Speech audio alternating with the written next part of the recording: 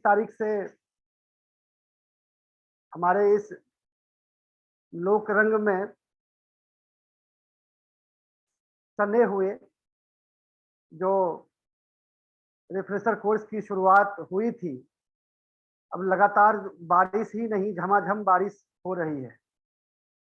तो एक फिल्म का गाना है ना कि नदी नारे न जाओ श्याम पैया परू,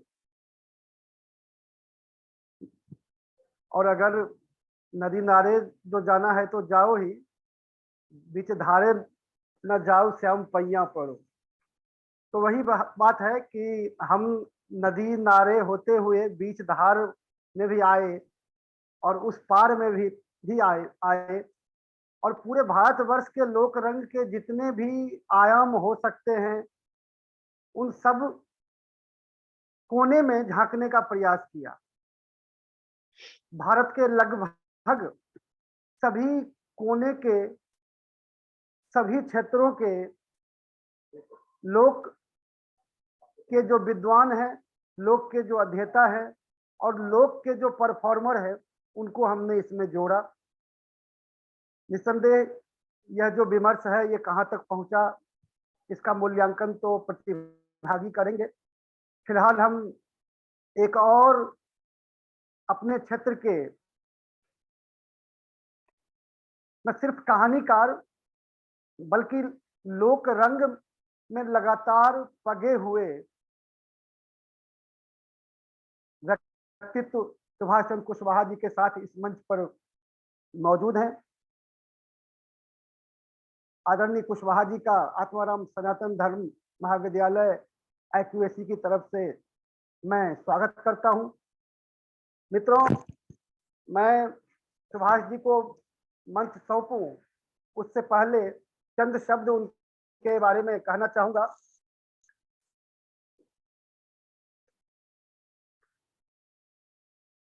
कुशीनगर उत्तर प्रदेश से आते हैं सुभाष जी, लखनऊ में रहते हैं। उनकी दर्जन भर से अधिक पुस्तकें प्रकाशित हैं, जिसमें से कुछ का जिक्र मैं यहाँ करना चाहूंगा। आशा, कैद में है जिंदगी, गांव हुए बेगाने अब, हाकिम सराय का आखिरी आदमी, बूचड़ खाना, होशियारी खटक रही है, लाला हरपाल के जूते एवं अन्य कहानियां, ये सब इनके कहानी संकलन है। कथा में गांव, जाति दंश की कहानियां, लोक रंग 1, लोक रंग 2, ये सब इनकी संपादित कृतियां हैं। इसके अलावा आपने कथादेश के किसान विशेषांक का भी संपादन किया है।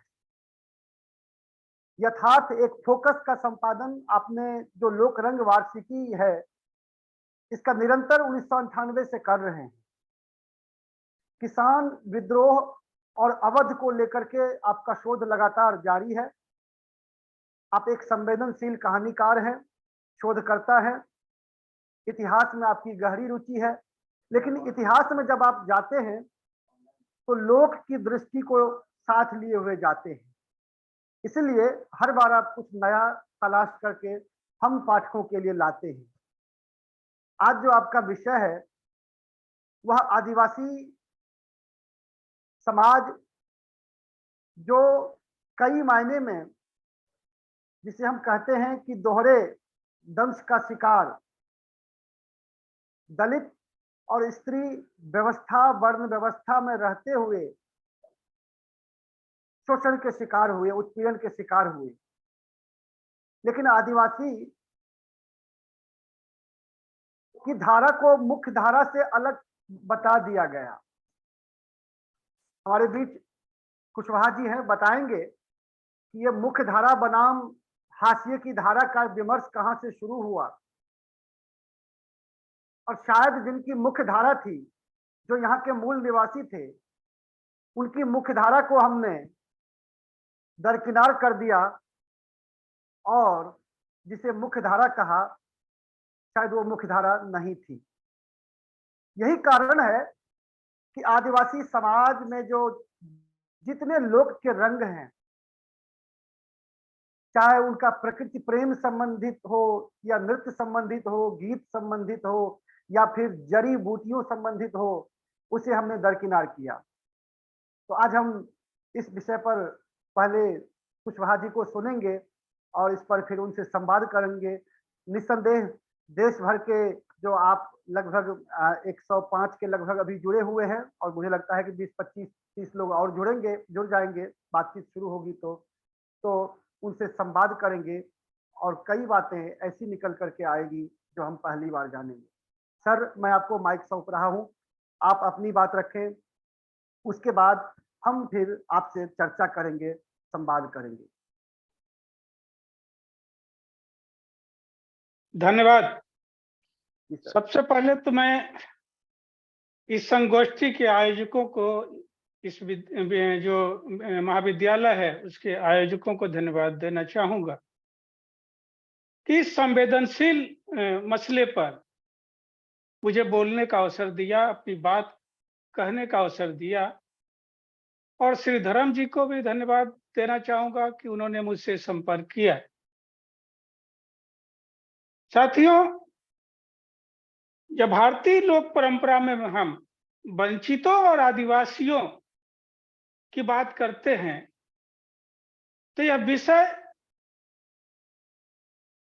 लोक परंपराओं का सामाजिक मूल्यांकन चाहता है। बिना सामाजिक मूल्यांकन किए इस विषय के साथ हम न्याय नहीं कर पाएंगे। लोक कलाएं शहरों में मंचों पर जो दिखाई दी जाती हैं, प्रस्तुत की जाती हैं या जिसको कि आप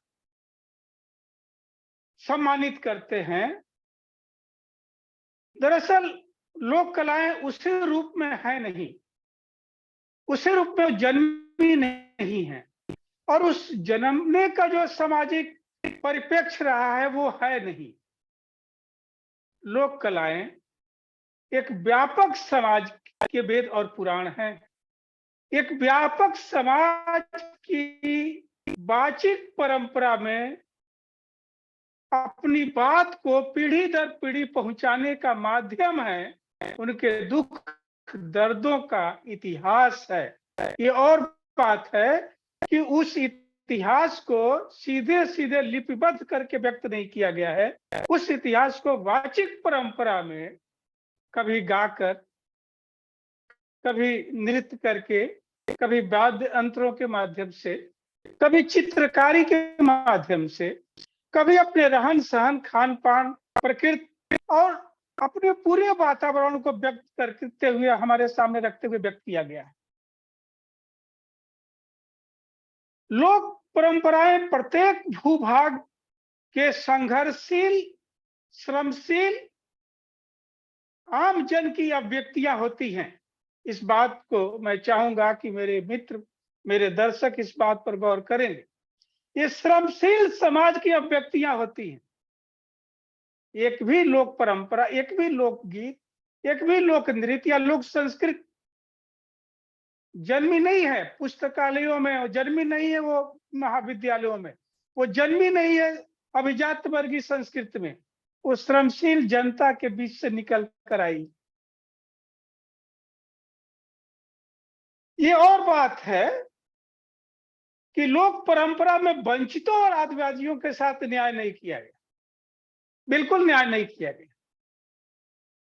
जबकि वंचितों और आदिवासियों की लोक परंपराओं ने समाज को समृद्ध करने का काम किया है, जोड़ने का काम किया। मैं थोड़े थोड़े उदाहरण देकर बाद में अपनी बात को रखूंगा। ये बड़ा अजीब लगता है, हमें स्वीकार कर लेना चाहिए। स्वीकार करना कोई बुरी बात नहीं होती है कि अभिजात वर्ग की जो परंपरा रही है, जो संस्कृति रही है, उसने वंचितों को हमेशा निम्न माना है और खुद को ऊंचा माना है, ऊंचा समझा है। और कहीं कहीं तो वंचितों का अस्पृश्यता का आप मानते हैं, उनसे छूना, उनसे मिलना, उनसे संपर्क करना भी आपके लिए गुनाह होता है। कुछ ऐसी भी संस्कृतियां हमने बना रखी हैं और तब हम लोक परंपरा में वंचितों और आदिवासियों का मूल्यांकन करने जा रहे हैं, उनके योगदान को देखने जा रहे हैं। मित्रों, ये बात सच्चाई है और मैं समझता हूं कि यहाँ बहुत सारे प्रोफेसर होंगे इसको मानेंगे कि हमारे समाज में वंचितों और आदिवासियों को पढ़ने का अवसर नहीं था। वो अशिक्षित थे, सदियों से अशिक्षित थे। नालंदा और तक्षशिला जैसे विश्वविद्यालयों के अस्तित्व जैसे खत्म किया गया, उसके बाद तो शिक्षा की जो संभावनाएं थी रही सही, वो भी खत्म हो गई। दूर की बात न करें, अंग्रेज जब भारत में आए हैं ईस्ट इंडिया कंपनी के बाद से, जब विधिवत उनकी सत्ता कोलकाता से यानी कलकत्ता से चलने लगी है, तो एक सर्वेक्षण बताता है कि भारत में कुल शिक्षित लोगों का प्रतिशत 1 से 1.5% था। यानी कि 98.5 या कहिए कि 99% लोग अशिक्षित थे इस समाज के, और जो 1 से 1.5% लोग शिक्षित थे वो कौन थे? वे राजाओं के जागीरदार, सामंत, उनके बच्चे जो एक संबंधित राज्य के स्कूल में पढ़ते थे वो शिक्षित थे, बाकी जनता तो अशिक्षित थी। ये तो अंग्रेजों की देन है कि स्कूल खुले और पढ़ाई शुरू हुई और उसमें वंचितों आदिवासियों को भी स्थान मिला पढ़ने का, और पढ़ने के बाद उन्होंने तब एक वाचिक परंपरा में एक तरीके से लिखित परंपरा में प्रवेश किया। उसके पहले क्या था?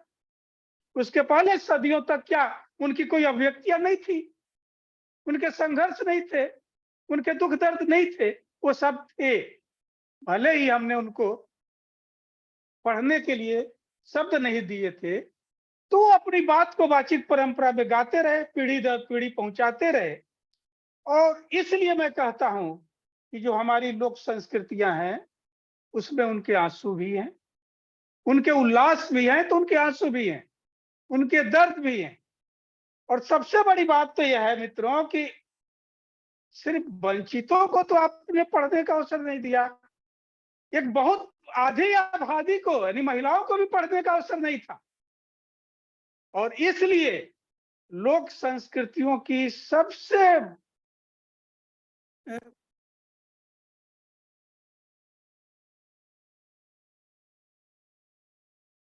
महिलाएं हैं।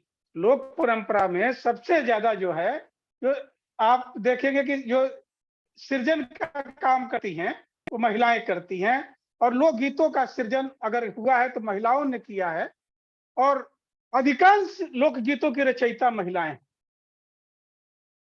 साथियों, वंचितों और आदिवासियों की अगर संख्या मान लिया जाए और महिलाओं की, तो लगभग 85% बनती है। इसलिए मैं कहता हूं कि उनकी लोक परंपरा ही देश की लोक परंपरा कहने के अधिकारी है। और उनकी लोक परंपरा के विविध आयाम जो मैंने आपको बताया है अभी, गायन, वादन, नृत्य, हस्तकलाएं, प्रकृति से इंसान के संबंध, जानवरों से इंसान के संबंध और परामानवीय मिथ की चरित्रों का सृजन, इन्हीं की लोक ऊर्जा से वे जीने की ऊर्जा ग्रहण करते रहे हैं। और गरीबी में, भूखमरी में, अशिक्षा में भी वो पीढ़ी दर पीढ़ी हमारे सामने मौजूद है। भले ही उनकी संख्या लाखों की संख्या में वो विस्थापित भी हुए हैं और एक तरीके से उनकी हत्याएं भी हुई हैं, ये बात सही है। मित्रों, एक बात मैं प्रकृति से वंचित समुदाय का कैसा रिश्ता रहा है, मैं आपको एक लोकगीत की, मैं गायक नहीं हूं, पहले माफी चाहूंगा, मैं लोक परंपरा को बहुत दिनों से उसमें जी रहा हूं, उसको सहेज रहा हूं, लेकिन मैं गायक नहीं हूं, स्वर नहीं है मेरे पास, लेकिन मैं कहने की कोशिश करूं। बेटी अपनी बाबा से कहती है कि बाबा निमिया के डाल जनी काट, बाबा निमिया के डाल जनी काटा, निमिया चिड़ैया बसे। और बाबा मोरे माने नीम का जो पेड़ है उसको काटने से के लिए बेटी मना करती है, क्योंकि उस नीम के पेड़ पर चिड़िया ने अपना घोंसला बना लिया है, अपने रहने का घर बना लिया है। ये हमारी लोक परंपरा रही है, ये आदिवासियों की लोक परंपरा रही है, वंचितों की लोक परंपरा रही है। आगे एक दूसरी गीत में कहती है बेटी कि बाबा मोरे पोखरा बनवले कि घाट बनवले रे, उहे पोखरा लागेला भयावा, चकवा चकैया बिनु रे। पोखरा खुनवा दिया, घाट बनवा दिया बाबा ने, लेकिन अगर चकवा और वो चिड़िया जो होती है चकवा चकई वहां नहीं आ पाए तो पोखरा भयावह लगता है उस बेटी को। वो इन लोकगीतों में व्यक्त कर रही है किस तरह से हमारा वंचित समुदाय प्रकृति से अपने को जोड़ता है, पक्षियों से अपने को जोड़ता है और उस लोक परंपरा को कितना समृद्ध करता है। साथियों, हमारी जो लोक परंपराएं रही हैं वंचितों की, आदिवासियों की, वो भाईचारे का जबरदस्त सृजन करती रही हैं। इस पर काम होना चाहिए, इस पर लिखा जाना चाहिए। पूर्वांचल में जारी गीतों का कुछ मैं आपको जिक्र करना चाहूंगा। जारी गीत मैं समझता हूं कि सभी विद्वानगण है जानते होंगे, जिसको झारी गीत भी कहीं कहीं कहते हैं, लेकिन बंगाल से लेकर बिहार तक मैं समझता हूं इसको जारी गीत ही कहा जाता है। यह गीत मुहर्रम के अवसर पर गाया जाता है। मुहर्रम के गीतों पर काम हुआ ही नहीं है लोक परंपरा में, बड़ा दुर्भाग्य है। मुहर्रम के अवसर पर गाए जाने वाले जारी गीत में ये गीत है, मैं आपको सुना रहा हूं। ये गीत पूर्वांचल का है जी जी। और इसको देखिए कि ये गीत कह क्या रहा है। यह पार गंगा वो पार जमुना, यह पार गंगा वो पार जमुना, बीचा व बलुआ के रेत, वही बलू रेतवा रे मालिन, बगिया लगावे ले, बगिया लगावे रे मालिन, फूलावा उगावे ले, फूलावा उगावे रे मालिन, हारावा बनावे ले, हारावा बनावे ले मालिन, हासन के पहरावे ले। अब आप देखिए इस गीत को, देखिए कितना महत्वपूर्ण गीत है। ये पूर्वांचल का भोजपुरी का गीत है। करबला का युद्ध कहां हुआ था ये आपको मालूम है, भारतीय भूभाग से उसका कोई लेना देना नहीं है। लेकिन लोक समाज, ये वंचित समाज है, जो पूर्वांचल का पसमानदा मुसलमान समुदाय है, जिसके साथ वंचित दूसरे समुदाय के लोग भी जुड़ते हैं, हिंदू समुदाय के भी लोग जुड़ते हैं, क्योंकि मुहर्रम तो एक धर्म का पर्व नहीं रहा है पूर्वांचल में, वो सबका रहा। तो वहां लोग कहते हैं कि इधर गंगा है, उधर जमुना है और बीच में बालू का रेता है, और उस रेत पर मालिन ने फूल उगाया है, बाग लगाया है, फूल उगाया है और हार बना रही है। किस लिए? हासन को पहनाने के लिए। यानी कि हासन को गंगा जमुना के दुआब में पैदा कर दिया है लोक ने। ये लोक की ताकत है। लोक सृजन करता है किस तरह अपने नायकों का, और उन नायकों का भी जो एक तरीके से देवतुल्य हैं, उनको भी किस तरह अपने में समाहित कर लेता। एक आपको मैं बात कहता हूं, इस पर एकाध आलोचक ने एक बार टिप्पणी की थी। मेरी कहानियों में भी आप देखेंगे कि मैंने वर्णन किया है कि पूर्वांचल में मुस्लिम महिलाएं मांग में सिंदूर लगाती हैं और पैरों में बिछुआ पहनती। एक आलोचक ने लिखा कि सुभाष जी कहीं अतिशयोक्त तो नहीं हो रहा। हमने कहा हो सकता है कि आपको लगे कि अतिशयोक्त हो रहा है, लेकिन मैं एक सदियों पुरानी लिखी लोकगीत की एक पंक्ति सुना रहा हूं आपको। ये वाचिक परंपरा में आज भी जिंदा है कि करम में करबला हो झलके, दांते झलके मिसिया, और दुल्हन के सेनुरुआ हो झलके आचरण में मोतिया, हासन के बीबी लट छिटकाई रोवे, मांग सेनुर धोई रोवे, हाथे में मेहंदी पोछ रोवे। हासन की बीबी भी अपनी मांग की सिंदूर पोछ रही है पूर्वांचल में। ये रहा है जारी गीतों की ताकत, जो हिंदू मुस्लिम के विभाजन को खत्म कर देता है। तो इसलिए हमें जो वंचितों की जो लोक परंपराएं रही हैं, उसको थोड़ा सा एक तरीके से सहजता से भी और ईमानदारी से भी उसके मूल्यांकन करने की जरूरत है, बिना किसी पूर्वाग्रह के आए कि आखिर ये परंपराएं कितनी मजबूत रही हैं और हमने उन परंपराओं को किस रूप में स्वीकारा है। वंचितों ने साथियों श्रम को सम्मान दिया है। ये ईमानदारी से आप अपने अंदर झांक कर देखिए कि श्रम को आप कितना सम्मान देते हैं। अगर मैं लखनऊ के सबसे पॉश इलाका हजरतगंज है, उस हजरतगंज में मैं पैंट शर्ट पहनकर टाई लगाकर अगर सर पर टोकरी लेकर सब्जी रखकर उसमें निकल पड़ूं तो हर आदमी कहेगा कि सुभाष जी ये क्या कर रहे हैं। कोई नहीं कहेगा ये कि सुभाष जी सब्जी को लेकर सर पर बेच रहे हैं। ये है श्रम के प्रति हमारी दृष्टि। यानी टोकरी में सब्जी बेचना उतना महत्वपूर्ण नहीं है, उतना उतना एक तरीके से कहिए कि एक तरीके समाज में उसका महत्व नहीं है। लेकिन अगर नंगे पर किसान टोकरी लेकर हजरतगंज में सब्जी बेच रहा होगा तो कोई आपको फर्क नहीं पड़ेगा, उस पर कोई आप टिप्पणी नहीं करेंगे। ये श्रम पर हमारी दृष्टि रही है। श्रम को हमने कभी महत्व दिया ही नहीं।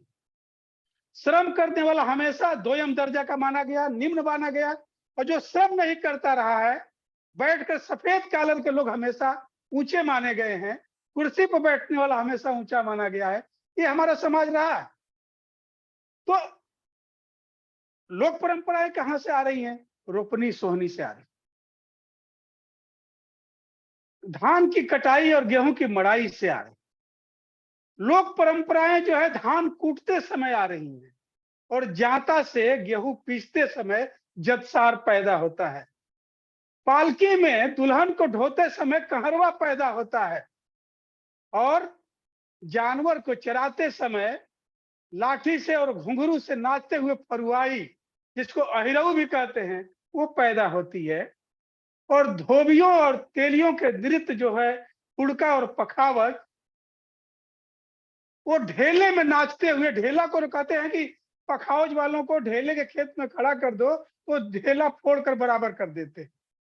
वहां पैदा होता है हुड़का नाच, पखावज नाच। लोक परंपराएं केवल बड़े बड़े महानगरों के मंचों पर नहीं पैदा होती हैं, वहां प्रदर्शित की जाती है देखने के लिए। वहां हम दर्शक की तरह जाते हैं। मैं जिस लोक परंपरा की बात कर रहा हूँ वो लोक परंपरा जमीन से जहां पैदा हुई है, वहां मैं हस्तक्षेप करने की बात कर रहा हूं। हमें वहां समझने की जरूरत है मित्रों। तो ये लोक परंपरा जहां पैदा होती है, वहां सबसे महत्वपूर्ण बात है कि वो समूह में पैदा होती है। समूह की अवधारणा को ग्रहण करके हमारी लोक परंपराएं चलती रही हैं। एक व्यक्ति कोई लोकगीत नहीं गाता है। आप लोकगीतों का वर्गीकरण करेंगे, निर्वाही गीत, चतसारी, कहरवा, सोहर, जितनी भी परंपरा उनको गाएंगे तो समूह में गाया जाता है। सोहर औरतें समूह में गाती हैं बैठकर। यानी कि एक गीत को, एक नृत्य को, धोबिया नृत्य है, कहरवा नृत्य है, समूह में होता है। तो लोक परंपराओं की पहली जो विशेषता है कि समूह का होना बहुत जरूरी है। अकेले नहीं चलना है, सबको साथ लेकर चलना है, सबको साथ मिल बैठकर गाना है। यानी समूह की अवधारणा पर आधारित लोकगीत जनता की रुचि, कल्पना और संघर्ष की अभिव्यक्ति के सबसे पुराने माध्यम रहे हैं। यहाँ स्व के बजाय आम का ख्याल रखने की परंपरा रही है। बहनी जवन जिनिसिया ते रहलू होना, बहनी तवन जिनिसिया लेतू होना। इस भावना को लोक परंपराओं ने पालन किया है मित्रों। कुछ और महत्वपूर्ण चीजों की ओर मैं चाहूंगा, इशारा करना चाहूंगा, क्योंकि जाहिर है कि सारी बातें हम नहीं कह पाएंगे।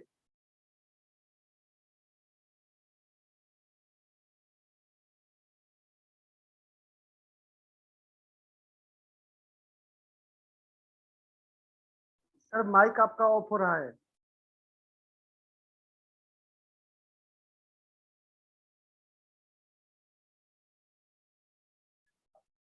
जी आवाज नहीं आ रही है, माइक। हाँ जी।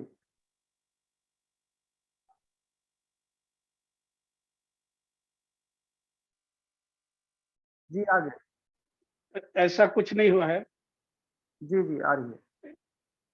यही तकनीक का मामला थोड़ा सा मेरे लिए दिक्कत वाला होता है। और मैं चूंकि पुराने जी जी। जमाने का आदमी हूँ तो थोड़ा सा मुझे दिक्कत होती है और व्यवधान आ जाता है। तो मुझे लग रहा है इसमें किसी ने फोन कर दिया है, हाँ हाँ हाँ हाँ, और होता है फोन को होता है। बंद करने की तकनीक मैं थोड़ा सा, मैं इसको वो देखना चाह रहा हूँ कि कैसे इसको बंद किया जाए। तो थोड़ा नहीं सा वो हमें आप फोन, समय हाँ, दीजिए। उसको हाँ रिजेक्ट कर दीजिए। जो आए तो ये समस्या होती है। चलिए एक तो रख देखता हूँ कैसे होता है। आने वाले समय में सब कुछ रोबोट ही तो करेगा। मैं बात अपनी जारी रखूं? जी जी जी जी, जारी रखें।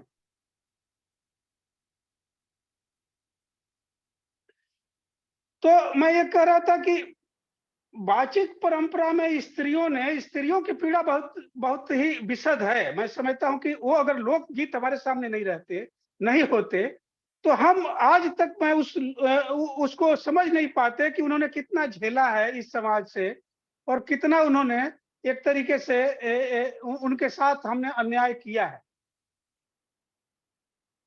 स्त्री को एक तरीके से गर्भवती होना बहुत जरूरी था, पुत्र होना बहुत जरूरी था, और ऐसे में अगर वो उसको कोई बच्चा नहीं पैदा होता हो तो ये बड़ा अपशगुन माना जाता था। पुत्र विहीन स्त्रियों की क्या दशा थी उसकी लोकगीतों में बहुत व्यापक वर्णन हुआ है, और उसको उसको मैं एक दो उदाहरण केवल दूंगा, और आप देखेंगे कि लोकगीतों में महिलाएं देखती होंगी कि भरी पड़ी है कि सासु कहेली बाझिन, ननद बिन बिंदावासी है, अरे विधि जेकर बारी बियाही से ही घर से निकाले ली है। घर से निकालने की परंपरा रही है ऐसी औरतों को जो एक तरीके से बाझिन रही हैं, या जिनको कहिए कि ये बाझिन शब्द ही एक तरीके से कहने के मतलब कि काफी घातक रहा है और काफी निंदक योग्य है, लेकिन रहा है और ये शब्द हमारे यहाँ इस्तेमाल होता रहा है। तो एक तरीके से स्त्री का उससे पुत्र न पैदा होना कितनी निंदा की बात थी। वहीं दूसरी हो, पूर्वांचल और बिहार के लोग जानते हैं, इस पर बाद में मैं भिखारी ठाकुर का भी उदाहरण लेकर आपके सामने रखना चाहूंगा कि किस तरह से बेमेल विवाहों का दर्द था। छोटी छोटी बच्चियां 60 के बूढ़ों से ब्याह दी जाती थी। ये दर्द बहुत ही माने पीड़ादायक था। एक लड़की कहती है कि सबके तो दहला भोला अन धन सुनवा, बनवारी हो हमारा के लड़िका भता। मैं समझता हूं कि भोजपुरी के कुछ शब्द को अगर कुछ साथी ना समझते हो तो मैं बता दूंगा, वैसे मैं सभी लोग समझते होंगे, इतना मैं उम्मीद करता हूं। वो कह रही है कि हे भोला बाबा, आपने सबको तो अन्न धन दिया है, संपत्ति दिया है, लेकिन मुझको लड़िका भता मैंने छोटा पति दे दिया है, उम्र में बहुत छोटा है। वो उसकी दशा क्या है कि वो लड़का इतना छोटा है कि वो रात में कि जब बनवारी हो रहरी में बोलेला हुड़ार, तो डर कर गोदी में चिपक जाता है। हुड़ार माने सियार। रात में सियार अगर कहीं बोलते हैं तो मेरा पति कूद कर मेरे गोदी में चला आता है। ये है बेमेल विवाह का दर्द जो स्त्रियों ने लोकगीतों में व्यक्त किया है। ये आपको कहीं और किताबों में नहीं मिले, जो जो ये लोकगीतों में मिले। लोकगीतों में कई बार लोकगीतों ने संघर्ष की बुनियाद भी तय की है, और इसलिए मैं कहता हूं कि लोकगीतों का जो एक प्रगतिशील पक्ष है 1857 के युद्ध में काफी महत्वपूर्ण भूमिका जो निभाया लोकगीतों ने, खास करके काले काकर की लड़ाई के बारे में आप जानते हो। काले काकर के बिसनवा चांदे गाड़े बा निसनवा, इस गीत के माध्यम से जनता में जो जोश आया, उस लड़ाई को अगर आप देखेंगे तो वो किसी रूप में क्रांतिकारी एक तरीके से ऊर्जा से कम नहीं था। तो लोकगीतों ने उस संघर्ष को, एक बाबू कुंवर सिंह की लड़ाई आप देखेंगे जो बिहार से लड़ते लड़ते गोरखपुर तक आ गए थे 1857 में। उसके जो लोक परंपरा में जो गीत हैं बाबू कुंवर सिंह के, उनकी तेगवा की यानी तलवार की, वो आज भी जब जनता गाती है तो वो एक इतिहास में, हम स्वतः अलिखित इतिहास को लिखित से ज्यादा हम उससे आनंद पाते हैं, उससे ऊर्जा ग्रहण करते हैं, या फिर उन नायकों को हम सम्मान देते हैं। तो कई बार हमारी लोक परंपराओं ने इतिहास का सृजन किया है। श्रीधरम जी ने शायद उसका जिक्र नहीं किया, मैं थोड़ा बता दूं कि चौरी चौरा के इतिहास जब मैं लिख रहा था, चौरी चौरा का जो विद्रोह, उसमें मैंने उस लोक परंपरा उन जारी गीतों के लिया जो पूर्वांचल में चौरी चौरा के नायकों पर गाया जाता है। और अद्भुत वो गीत है वो, जिसका मैंने कुछ गीतों का जिक्र किया कि किस तरह से चौरी चौरा की जनता ने, किस तरह से चौरी चौरा थाने को जला दिया गया, किस तरह से जनता ने उन क्रूर सिपाहियों को मारकर थाने में जला दिया, और उसके बाद से जो ब्रिटिश सत्ता ने दमन किया पूर्वांचल में, उसका सबका लोकगीतों में बड़ा व्यापक वर्णन किया गया है, पूर्वांचल की जनता ने किया। तो साथियों, ये हमारी वंचित और आदिवासी लोक परंपराओं की ताकत रही है। ये बात ठीक है कि अभिजात वर्गीय जो समाज रहा है वो लोक परंपराओं को संरक्षण दिया है, ये बात सही है। बहुत सारे लोक कलाकार जमींदारों के यहाँ पलते थे, उनसे उनको बख्शीश से मिलती थी, खाना मिलता था, क्योंकि गरीब लोग थे ये जो लोक संस्कृतियों की को जन्म देने वाले, हिफाजत करने वाले। तो संरक्षण तो मिला राजा रजवाड़ों से लोक परंपराओं का, लेकिन उनके लिए लोक संस्कृतियां केवल आनंद की चीज थी, उनके लिए वो उसमें स्वयं शामिल नहीं होते थे। लोक परंपरा में वंचित और आदिवासी समानता की अपेक्षा रखते थे, और ये समानता दो तरह की थी। एक तो ये थी कि मानव मानव में क्या समानता हो, और दूसरा देव और मानव में क्या समानता हो, ये लोक परंपराएं निर्धारित करती थी।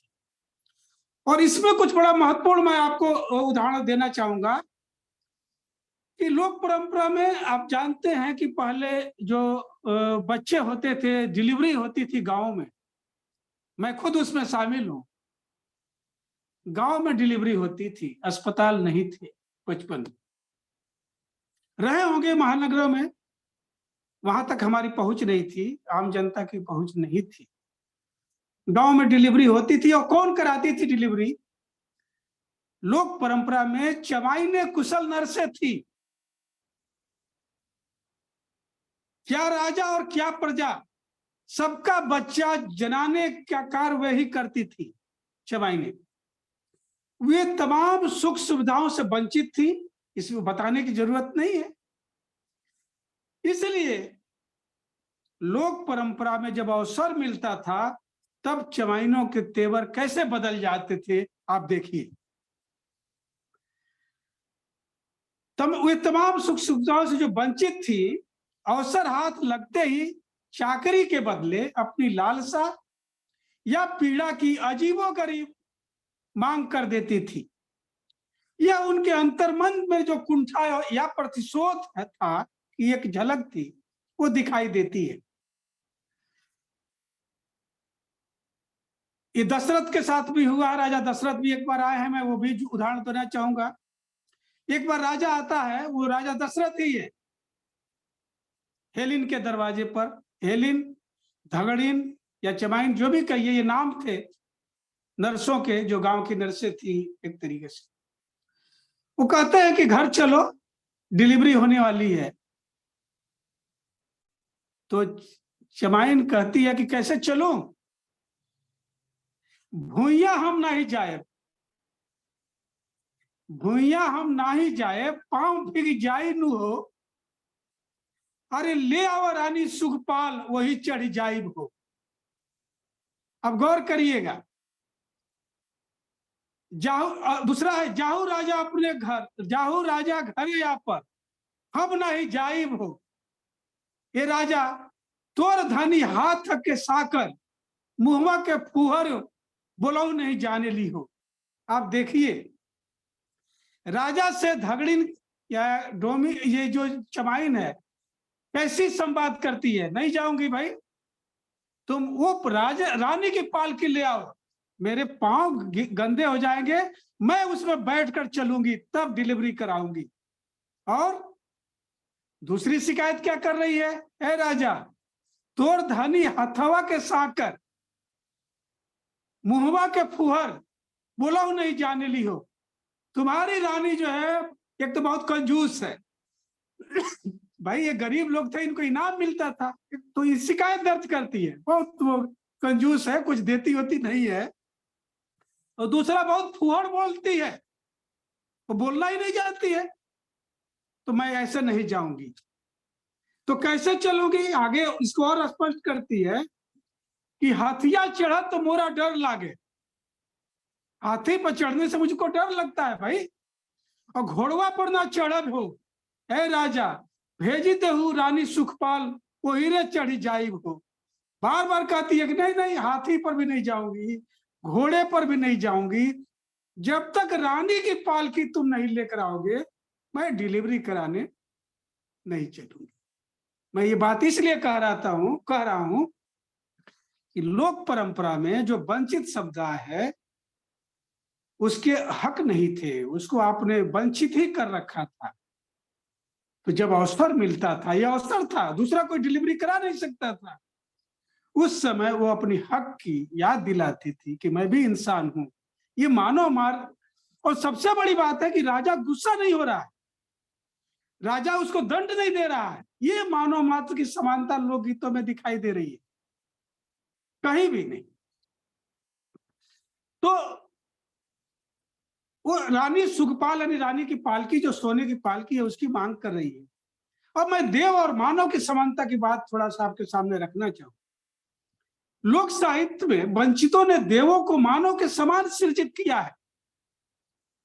उत्कल उड़ीसा का जो लोक साहित्य में एक गाना मिलता है राम के बारे में, लक्ष्मण, उसमें राम किसानी कर रहे हैं, खेती कर रहे हैं, वो राजा नहीं है। लक्ष्मण जुताई कर रहे हैं और सीता जी पीछे से अनाज बो रही हैं खेत में। वो गीत है कि चालो चालो बलद न करो भालोनी, औरी घड़िए हेले पाइबो मेलानी, खाइबो कंचा घास जे पाइबो ठंडा पानी हो, बूढ़ा बलद कूजे हलिया मंगू नाई, राम बंधे हल लखन देवे भाई, औरी की करबे जे सीताए देवे रोई जे। यानी कि लोक ने, आदिवासियों ने राम को, सीता को, लक्ष्मण को अपने में समाहित कर लिया है। देवता भी, भगवान भी उसके बराबर आ गए हैं। वो भी खेती कर रहे हैं, वो भी बीज बो रहे हैं, वो भी हल चरा रहे हैं। राजा दशरथ भी हेलिन के दरवाजे पर खड़े हैं, वहां हेलिन उन्हें निर्वंशी कह देती है। आप सोचिए कितनी ऊर्जा है, कितनी हिम्मत है हेलिन में। राजा गुस्सा नहीं होते हैं, निर्वंशी कहती है। यानी कि लोक ने राजा को भी अपने बराबर मान लिया है। सोनो के खड़ाउआ राजा दशरथ चटर पटर करे हो, हेलिन तोहरा के रानी बुलावेली तो रानी मोरे उदासल हो। कह रहे कि रानी बुला रही है, दशरथ कह रहे हैं कि चलो मेरे रानी उदास है। तो पैसे जगावेली हेलिनिया, तो हेलिन जो है जगा रही है अपने, उठी ना सिर साहब हो। साहब अपने पति को कह रही है, अपने पति को उठा रही है कि दरवाजे पर दशरथ हैं, हमें बुला रहे हैं, घर ले जाना चाहते हैं। ए साहब देखली निर्वंशिया के मुंह अजूरे दिन कैसन हो। कह रही है कि ए साहब अपने पति से कह रही है कि आज निर्वंशी राजा दशरथ का मुख मैंने देख लिया है, आज मेरा दिन कितना बुरा होगा मैं नहीं कह सकती। अब सोचिए ये लोक में कितनी ताकत है। लोक परंपराएं आपको क्या बताती हैं कि किस तरह से समाज का समानीकरण करती है लोक संस्कृतियां। इतना वचन राजा सुनलन, सुना ही नहीं पावेले हो, राजा गोड़ मुड़ ताने ले चदरिया, सुतले गज ओबर हो।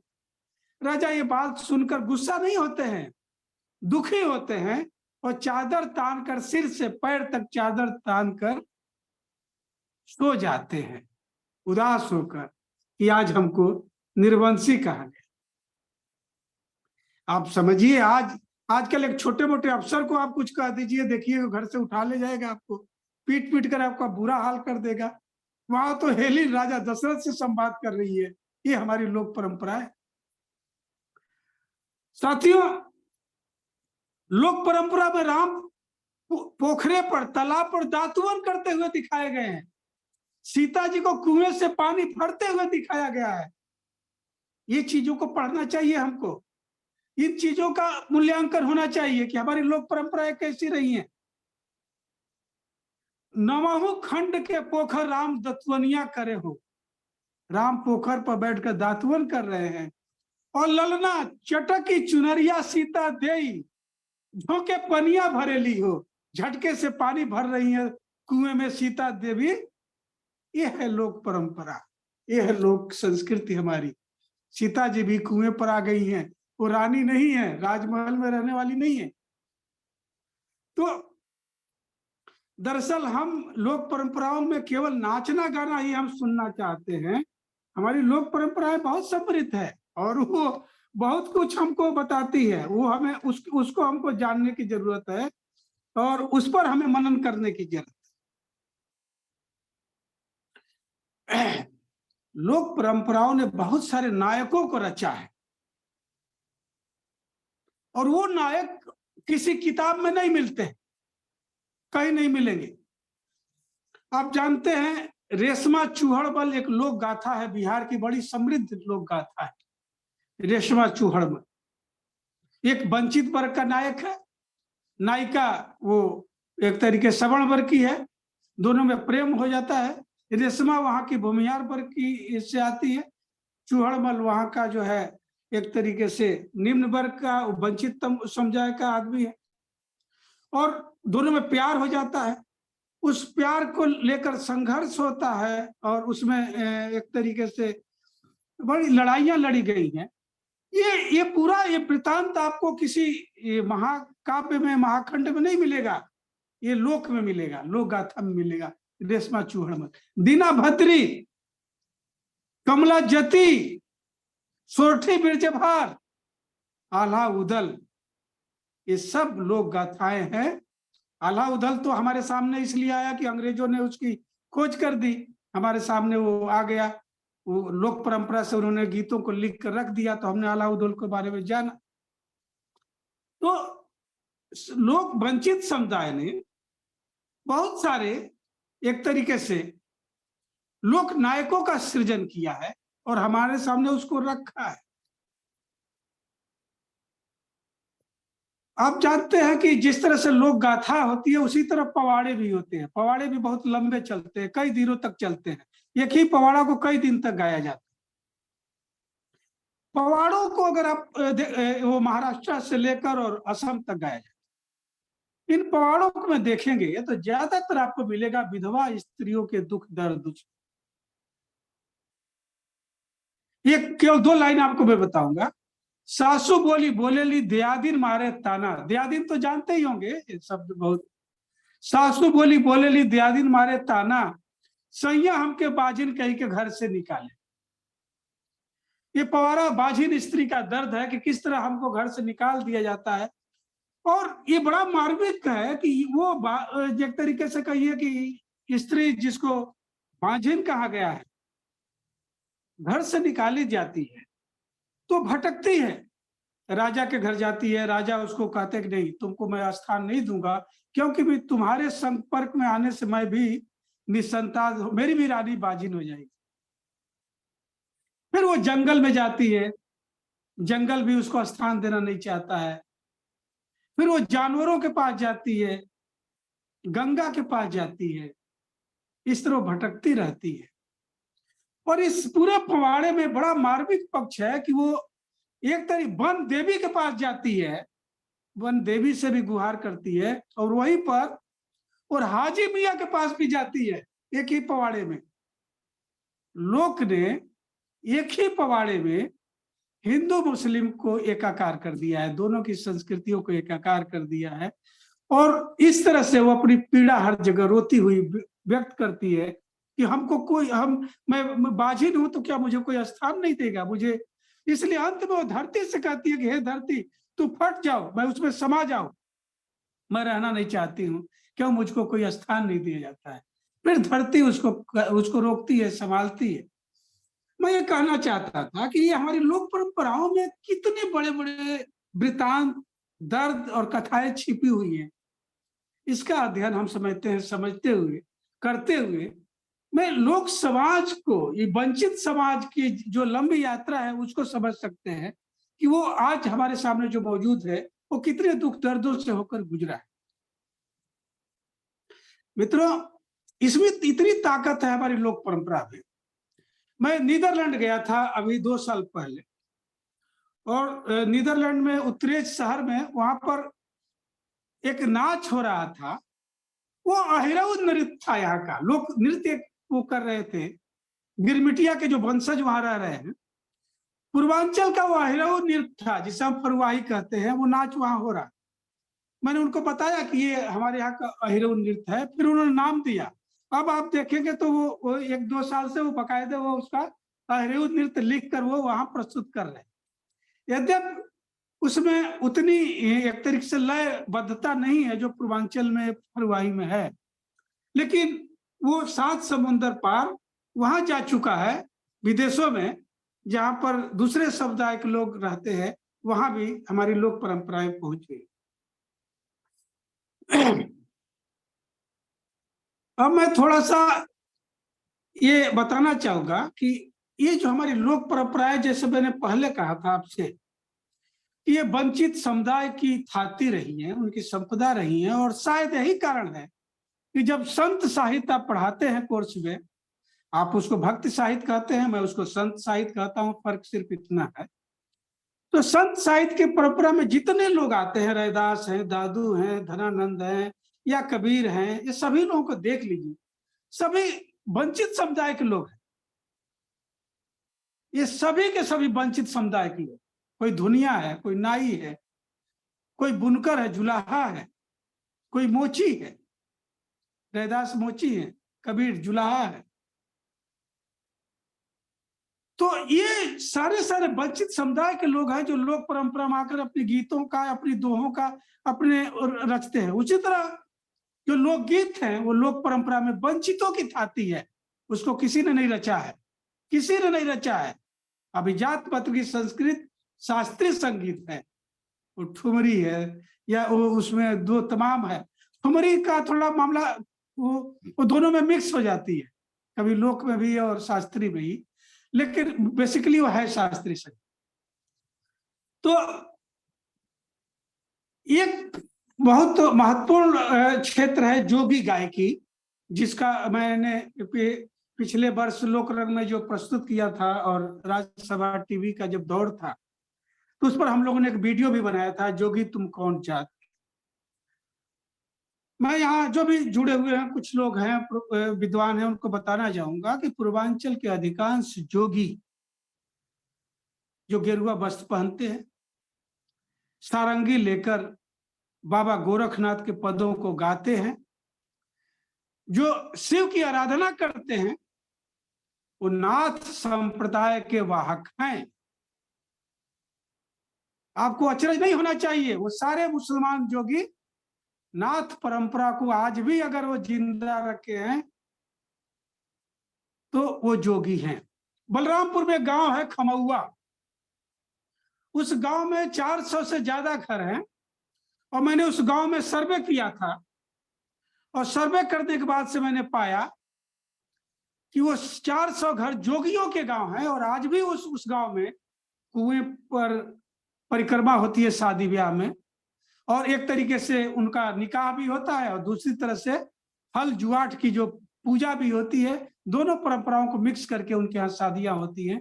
और वो आज भी राजा भरथरी और गोपीचंद के बैराग लेने की कथा को सुनाते हुए पीढ़ी दर पीढ़ी गोरखनाथ की पूरी विरासत को जिंदा रखे हुए हैं। ये और बात है कि हम ये बात बताना नहीं चाहते हैं, ये बात हम लोगों तक पहुंचाना नहीं चाहते। और मैं समझता हूं कि आप लोगों का ज्यादा समय ले रहा हूं, लेकिन थोड़ी सी और जरूरी बात लोक नाट्यों की करना चाहूंगा, क्योंकि लोक नाट्यों की एक बड़ी समृद्ध परंपरा रही है वंचितों के बीच में। और उस परंपरा में रसूल और भिखारी ठाकुर दो बड़े नाम, और मुझे इस बात का श्रेय लेने में कोई गुरेज नहीं है श्रीधरम जी, कि रसूल मियाँ की खोज मैंने की है, और मेरे खोज करने के बाद से वो पढ़ाए गए, सिलेबस में आए। उसके पहले रसूल मियाँ गायब थे, कहीं थे नहीं। उनके मरने के सर वो लेख पढ़ा था मैंने जी। रसूल मियाँ के मरने के 53 साल बाद मैंने गांव से लोक स्मृतियों से उनको सहेजा और रखा, और तब पता चला कि रसूल मियाँ तो भिखारी ठाकुर से पहले बड़े जो है नाच कलाकार थे, लोक कलाकार थे। इन दोनों का जिक्र करना चाहूंगा। कलकत्ता में रसूल मियाँ नाच कर रहे थे और उन्होंने एक गीत गा दिया। देखिए कैसे हमारे लोक कलाकार चीजों को रख रहे थे। पसमानदा मुसलमान से आते हैं, गोपालगंज जिला के रहने वाले थे। छोड़ दे गोरकी के अब तो खुशामी बालमा, एकर कहिया ले करबा गुलामी बालमा। गोरकी रानी विक्टोरिया, छोड़ दे गोरकी के अब तो खुशामी बालमा, एकर कहिया ले करबा गुलामी बालमा। देशवा हमार बनल ही आके रानी, करे ले हमनी पर ही हुक्मरानी। एकर छोड़ दे तब दिहल सलामी बालमा, एकर कहिया ले करबा गुलामी बालमा। ये पुलिस लाइन में गीत गाए थे, जेल हो गई थी रसूल मियाँ को, लेकिन लोक कलाकार ने इस गीत को गाया। साथियों, भिखारी ठाकुर के बिना लोक नाट्यों की बात पूरा कर देना गलत माना जाएगा, क्योंकि भिखारी ठाकुर को भोजपुरी का शेक्सपियर कहा जाता है। भिखारी ठाकुर ने अपने लोक नाट्यों में जिस दर्द को व्यक्त किया है, विस्थापन को विदेशिया शैली में, वो अद्भुत है। स्त्रियों का दर्द आप समझिए। गौना होता था पहले, अब तो गौना नहीं होता है, अब तो शादी के दिन पति पत्नी साथ रहने लगते हैं। पहले गौना होता था शादी के बाद 4 साल 5 साल बाद। पति गौना कराकर स्त्री को घर लाता था और विदेश चला जाता था। विदेश के मतलब कलकत्ता, रंगून, असम, कोयलारी कमाने, और 12 साल के बाद 10 साल के बाद लौटता था। अब उस दर्द को समझिए। स्त्री कहती थी कि पियवा गईले कलकत्तवा ये सजनी, पियवा गईले कलकत्तवा ये सजनी, गोड़वा में जूता नहीं खे। दर्द देखिए, स्त्री को फिर भी प्यार है कि गोड़वा में, पैर में जूता नहीं खे, सिरवा पर न छाता ये सजनी, कैसे चली है रहतवा ये सजनी। अभी भी स्त्री रो रही है कि हमारे पति चले गए हमको छोड़कर, लेकिन उनके पैर में जूता नहीं है, हाथ सिर पर छाता नहीं है, कैसे रास्ता चलेंगे, उस दर्द को व्यक्त कर रही।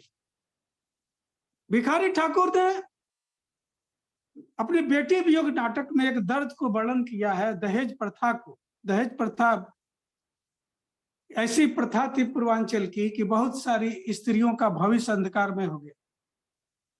भिखारी ठाकुर कहते हैं, अब इस दर्द को देखिए कि रुपया गिनाए लिहला, रुपया गिनाए लिहला, पगहा धराई दिहला। पगहा रस्सी होती थी जो बैल के गले में बांधी जाती थी, गाय के गले में बांधी जाती थी। अब ध्यान दीजिएगा, भिखारी ठाकुर आपको कहां ले जा रहे हैं कि रुपया गिनाए लिहला, पगहा धराई दिहला, चेरिया के छेरिया बनौला हो बाबूजी। साप के आंगन गली, छिपा लोटा जूठ मली, बन के रहली माई के टहलनी हो बाबूजी।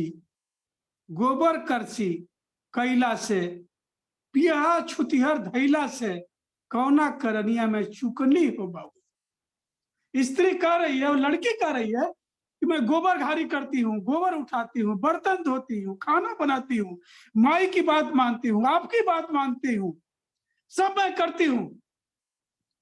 फिर आपने रुपया गिन लिया, पैसा ले लिया, पैसा पर बेटी बेच दी जाती थी। आपने पैसा ले लिया और जैसे बैल आप बेचते हैं, रस्सी पकड़ा देते हैं, वैसे मुझको बेच दिया एक बूढ़े के साथ। ये दर्द है लोग हमारी परंपराओं में। इस परंपरा को आप जब गंभीरता से पढ़ेंगे तो आंखों में आंसू आ जाएगा मित्रों। ये हमारी लोक परंपराएं रही हैं, केवल मनोरंजन की चीज नहीं रही हैं। इसलिए मैंने कोशिश किया कि उन लोक परंपरा, हाँ ये बात सही है कि हमारी लोक परंपराओं में धार्मिक नाटक भी बहुत हुए हैं। रामलीला जगह जगह होता था पूर्वांचल में, और उस रामलीला में वो जुम्मन शेख भी राम बन जाते थे और एक तरीके का हरखू तिवारी भी बन जाते थे। ये हमारी रामलीला की परंपराएं थी, रासलीला की परंपराएं थी, भगतारा था, तमाशा था। ये सारे वर्ग के लोग जाति धर्म के विभाजन को छोड़कर रामलीला भी करते थे, रासलीला को भी समृद्ध करते थे। एक बहुरूपिया कला थी हमारे यहाँ, अब लगभग खत्म हो रही है। इस बहुरूपिया कला में जानवरों के भेष रखे जाते थे, राजे महाराजाओं के भेष रखे जाते थे, और धार्मिक शिव के, कृष्ण के, राम के, सबके भेष धरे जाते थे। और अधिकांश बहुरूपिया लोक कलाकार मुसलमान थे। बांदी कुई राजस्थान का एक जगह है जो बहुरूपियों का गांव ही रहा है। ये और बात है कि आपने आजकल नफरत की जो एक तरीके से पूरी लकीरें खींच दी हैं, बहुत सारे बहुरूपियाओं ने इस काम को छोड़ दिया है और बहुरूपिया मिलना कम हो गए। ये रही है हमारी लोक परंपराएं। और एक तरीके से सूफी गायकी, कव्वाली हमारे सामने है, और वो सारी की सारी चीजें हमने देखा है। एक अवध का एक गीत श्रीधरम जी, मैं 5 मिनट और लूंगा आपका। जी जी जी, समय है, मैं आपसे भी संवाद ही करूंगा, 5 बजे तक मैं आपके साथ हूँ। ठीक है। हाँ हाँ, कुछ बातचीत को भी करूंगा। जो जी जी पूर्वांचल के जो तमाम नृत्य रहे हैं उनकी जिक्र मैंने कर दिया है, फरुआई, धोबिया, कहरवा, पखावा जोड़कर। एक अवध में, जो अवध राजा राम की नगरी थी, पूरा अयोध्या अवध क्षेत्र, उसमें गीत गाया जाता है सोहर। और गीत आज से नहीं, सदियों से गाया जाता है। जब तुलसीदास कृत रामचरितमानस प्रकाश में नहीं आया था, उसके पहले से गाया जाता। इस गीत को सुनिए कि लोक परंपराएं, लोक संस्कृतियां किस तरह से सृजित हुई हैं और उनमें क्या है, हम उसको क्यों नहीं स्वीकारते। गीत है, मैं अगर गलत हो जाऊंगा तो थोड़ा सा माफ कीजिएगा। छापक पेड़ छिहुलिया, छापक पेड़ कहते हैं चौड़े पत्ते वाले पेड़ को। छापक पेड़ छिहुलिया तपतवन गहबर हे ललना, ताई तर ठाड़ रे हिरनिया, तो मन अति अनमन है। घने पेड़ के नीचे हिरनी खड़ी है और उदास है। चरत चरत हरिना पूछेला, हरिनी से पूछेला हो, हरनी का तोरे चरहा झुरान, काहे तू अनमन है। हिरन पूछ रहा है कि हे हरनी, क्यों उदास हो भाई, क्या तुम्हारा चरहा यानी तुम्हारी घास जो है, तुम्हारा चारा सूख गया है, क्यों उदास हो। हिरनी कहती है कि नाही मोरे चरहा झुरान, कह रहे कि मेरा चरहा नहीं सूखा है। हे हिरना, कल हुए राजा घरे छठिया, तो है मारे दीहन हो। हिरनी कह रही है कि हे हिरन, मैं इसलिए उदास हूं, कल राजा के घर छठ है, राजा राम के यहाँ, राजा दशरथ के यहाँ छठ है, और छठ में तुम्हें मार दिया जाए, इसलिए मैं उदास हूं। छठी मतलब छठी। आगे देखिए, लोक गीतों में विषयांतर बहुत होता है ना, कथा को ब्रेक कर दिया जाता है। कथा को ब्रेक करके लोक परंपरा में स्त्रियां कह रही हैं कि मचिया बैठौली कौशल्या रानी, हरनी अरज करे हो, रानी मसुआ तो सिझेला रसोईया, खड़ड़िया मोही दे देतू हो। हरनी कहती है कि हे कौशल्या रानी, आपके रसोईया में तो हिरन का मेरा मांस पक रहा है, कोई बात नहीं, आप मुझको खड़ड़ी दे दीजिए, वो चमड़ा दे दीजिए। वो चमड़ा इसलिए मांग रही थी, वो आगे है इसमें। तो कौशल्या कह रही है कि जाओ हरदी, जाओ अपन देश, खड़ड़िया नहीं देबई हो, खड़ड़ी से खजड़ी मड़ई हो, रमैया मोरे खेलियन हो। है हरनी, मैं खाल नहीं दोगी, इस खाल से खजड़ी बनेगी और रमैया मोरे खेलियन हो, राम मेरे खेलेंगे, तुम भगो यहां से। आगे हरदी का ये मानना था कि वो चमड़ी को ले इसलिए मांग रही थी कि वो चमड़ी को पेड़ पर टांग देती, कहीं रख देती, और वो उसको लगता कि मनो हरना जियत हो, मैंने उसको देखकर उस हिरन को, अपने पति को याद करती और चढ़ती रहती, उसको लगता कि हिरना जिंदा है, मेरा हिरन जिंदा है, इसलिए वो मांग रही थी, लेकिन वो हिरन उसको मिलता नहीं है। यह है लोक परंपरा का संघर्ष जो राजा से चलता है। ये लोक परंपरा में सोहर आज भी गाई जाती है और तब भी गाई जाती थी, ये हमारे सामने मौजूद है मित्रों। तो ये है ताकत हमारी लोक परंपरा। लोक परंपराओं ने बहुत सारे देवी देवताओं का सृजन किया है। डिहवार बाबा ये किसी वेद पुराण किसी धर्म ग्रंथ में नहीं मिलेंगे। डिहवार बाबा, बाघ देवता, इस तरह के बहुत सारे देवता आपको मिलेंगे जो आदिवासी और वंचित समुदाय में हैं, जो उन्होंने सृजित किया। और वंचित समुदाय ने एक बड़ी परंपरा रही है एकल देव पूजा की, और इसमें हम केवल 3 नाम लेंगे। एक सूरजमल रड़िया का जो भील समुदाय का आता है, एक भीमा भोई जो उड़ीसा के कोल समुदाय से आता है, और एक गोविंद गुरु वो भी भील समुदाय से आते हैं। 3 नाम लेना चाहूंगा। तीनों ने एक एकल देव ऐसे एक धर्म की स्थापना की थी यहाँ पर, जिसमें उसका देवता अलग है, दिखाई नहीं देता, और वो धोई रमाना और अपने आदिवासी समुदाय को ये बताना कि शराब नहीं पीना चाहिए, मांस नहीं खाना चाहिए, और हमको जो है अपने विधवा स्त्री के साथ शादी कर देनी चाहिए, उसको निष्कासित नहीं करनी चाहिए। ये आदिवासियों में एकल देव पूजा रही है और व्यापक पैमाने पर रही है। अगर केवल हम भीमा भोई की बात करें तो उस पर घंटों वृतांत चलेगा, और इसी तरह गोविंद मैंने भील पितरों में पूरा एक चैप्टर रखा।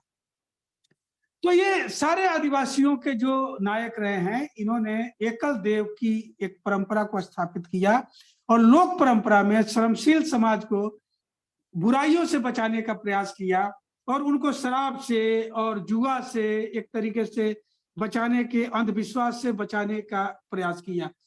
तो साथियों, ये जो वंचितों की लोक परंपरा रही है, लोक परंपरा में जो वंचितों का स्थान रहा है, यह स्थान ही लोक परंपरा है, और यही लोक परंपराएं समाज को ऊर्जा देती हैं। और इसमें गायन, वादन, नृत्य जो कुछ भी है, ये मौसम के अनुसार है, समय के अनुसार है और समाज के अनुसार है। इसलिए लोक परंपराएं सृजित नहीं की जा सकती हैं, तो इनका डॉक्यूमेंटेशन बहुत जरूरी है। लोक परंपराएं बचाई नहीं जा सकती हैं, लेकिन उनका डॉक्यूमेंटेशन जरूरी है, जिससे आने वाले दिनों में हम समाज को बता सकें कि हमारा अतीत कैसा था, हमारा लोक समाज कैसे ऊर्जा ग्रहण करता था। बहुत साथी कहते हैं कि नहीं, लोक परंपराओं को बचाइए।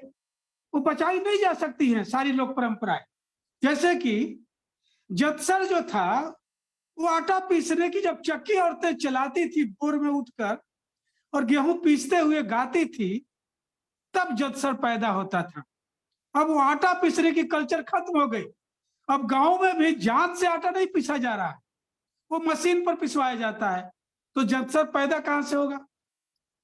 कहरवा पैदा होता था जब पालकी में दुल्हन को कहार ढोता था और ठुमक ठुमक कर चलता था, तो उसके पैरों की कदम ताल से कहरवा पैदा होता था।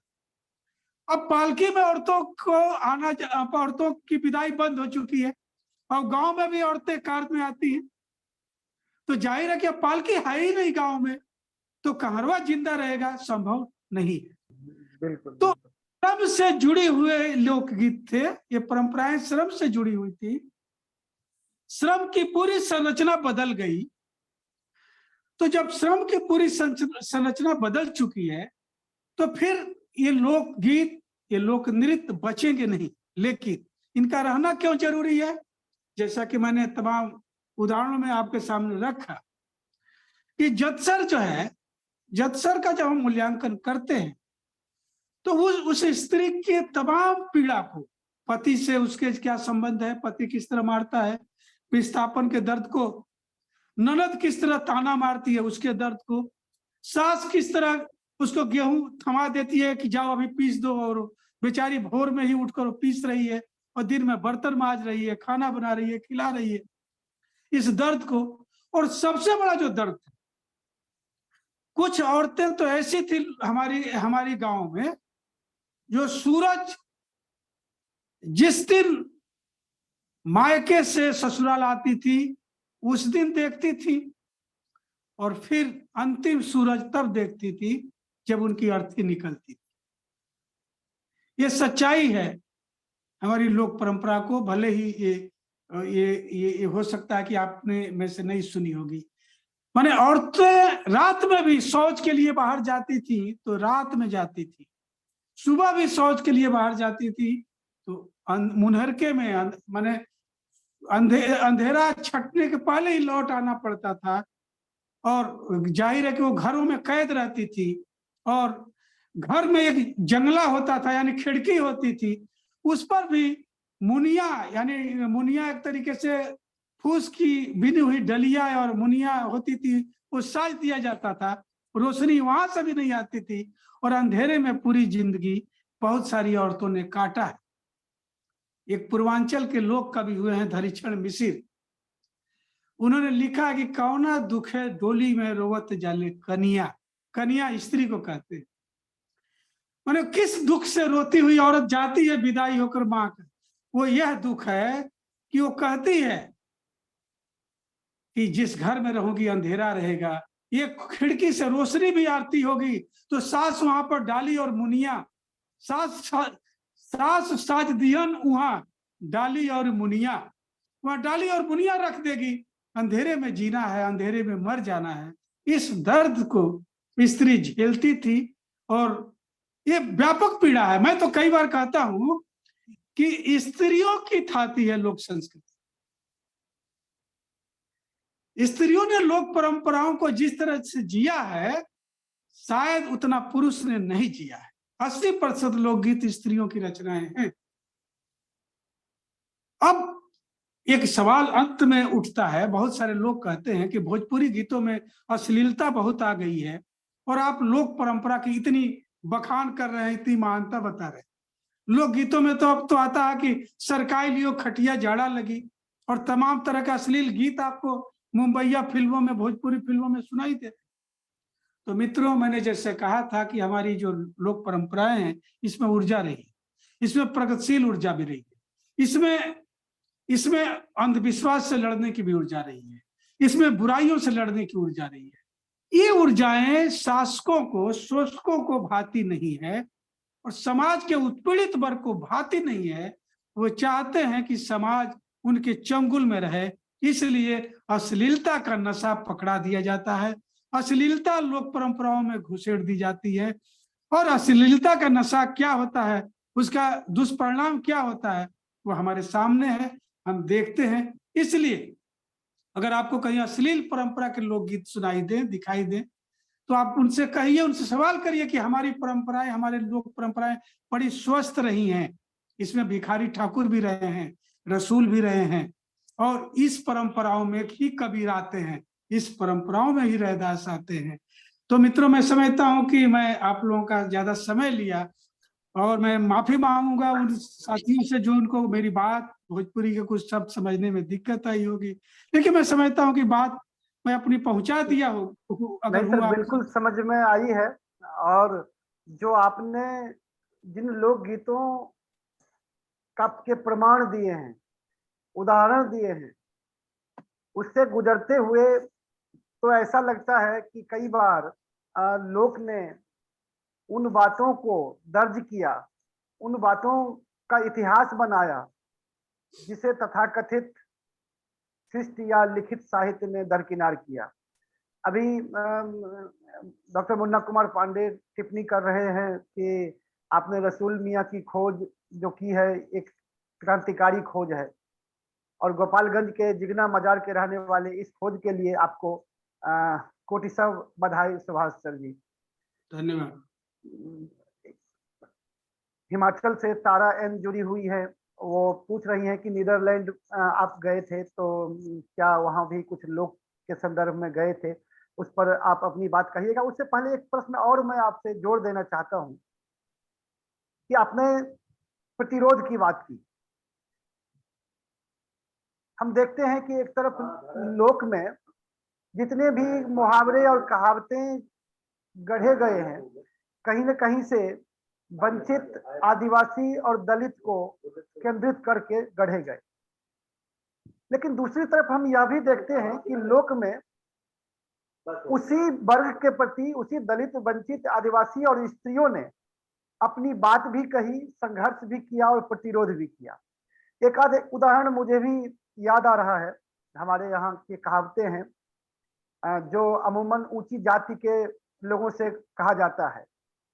जैसे एक मैं दे रहा हूं, अकलेल बभना ढकलेल बभना दही चुराले घुसकल जाई बभना। समझ गए होंगे कि एक से एक बेवकूफ और ढकलेल जो है ब्राह्मण, वो दही चूरा के लिए जो है कहीं भी जाने को तैयार रहता है।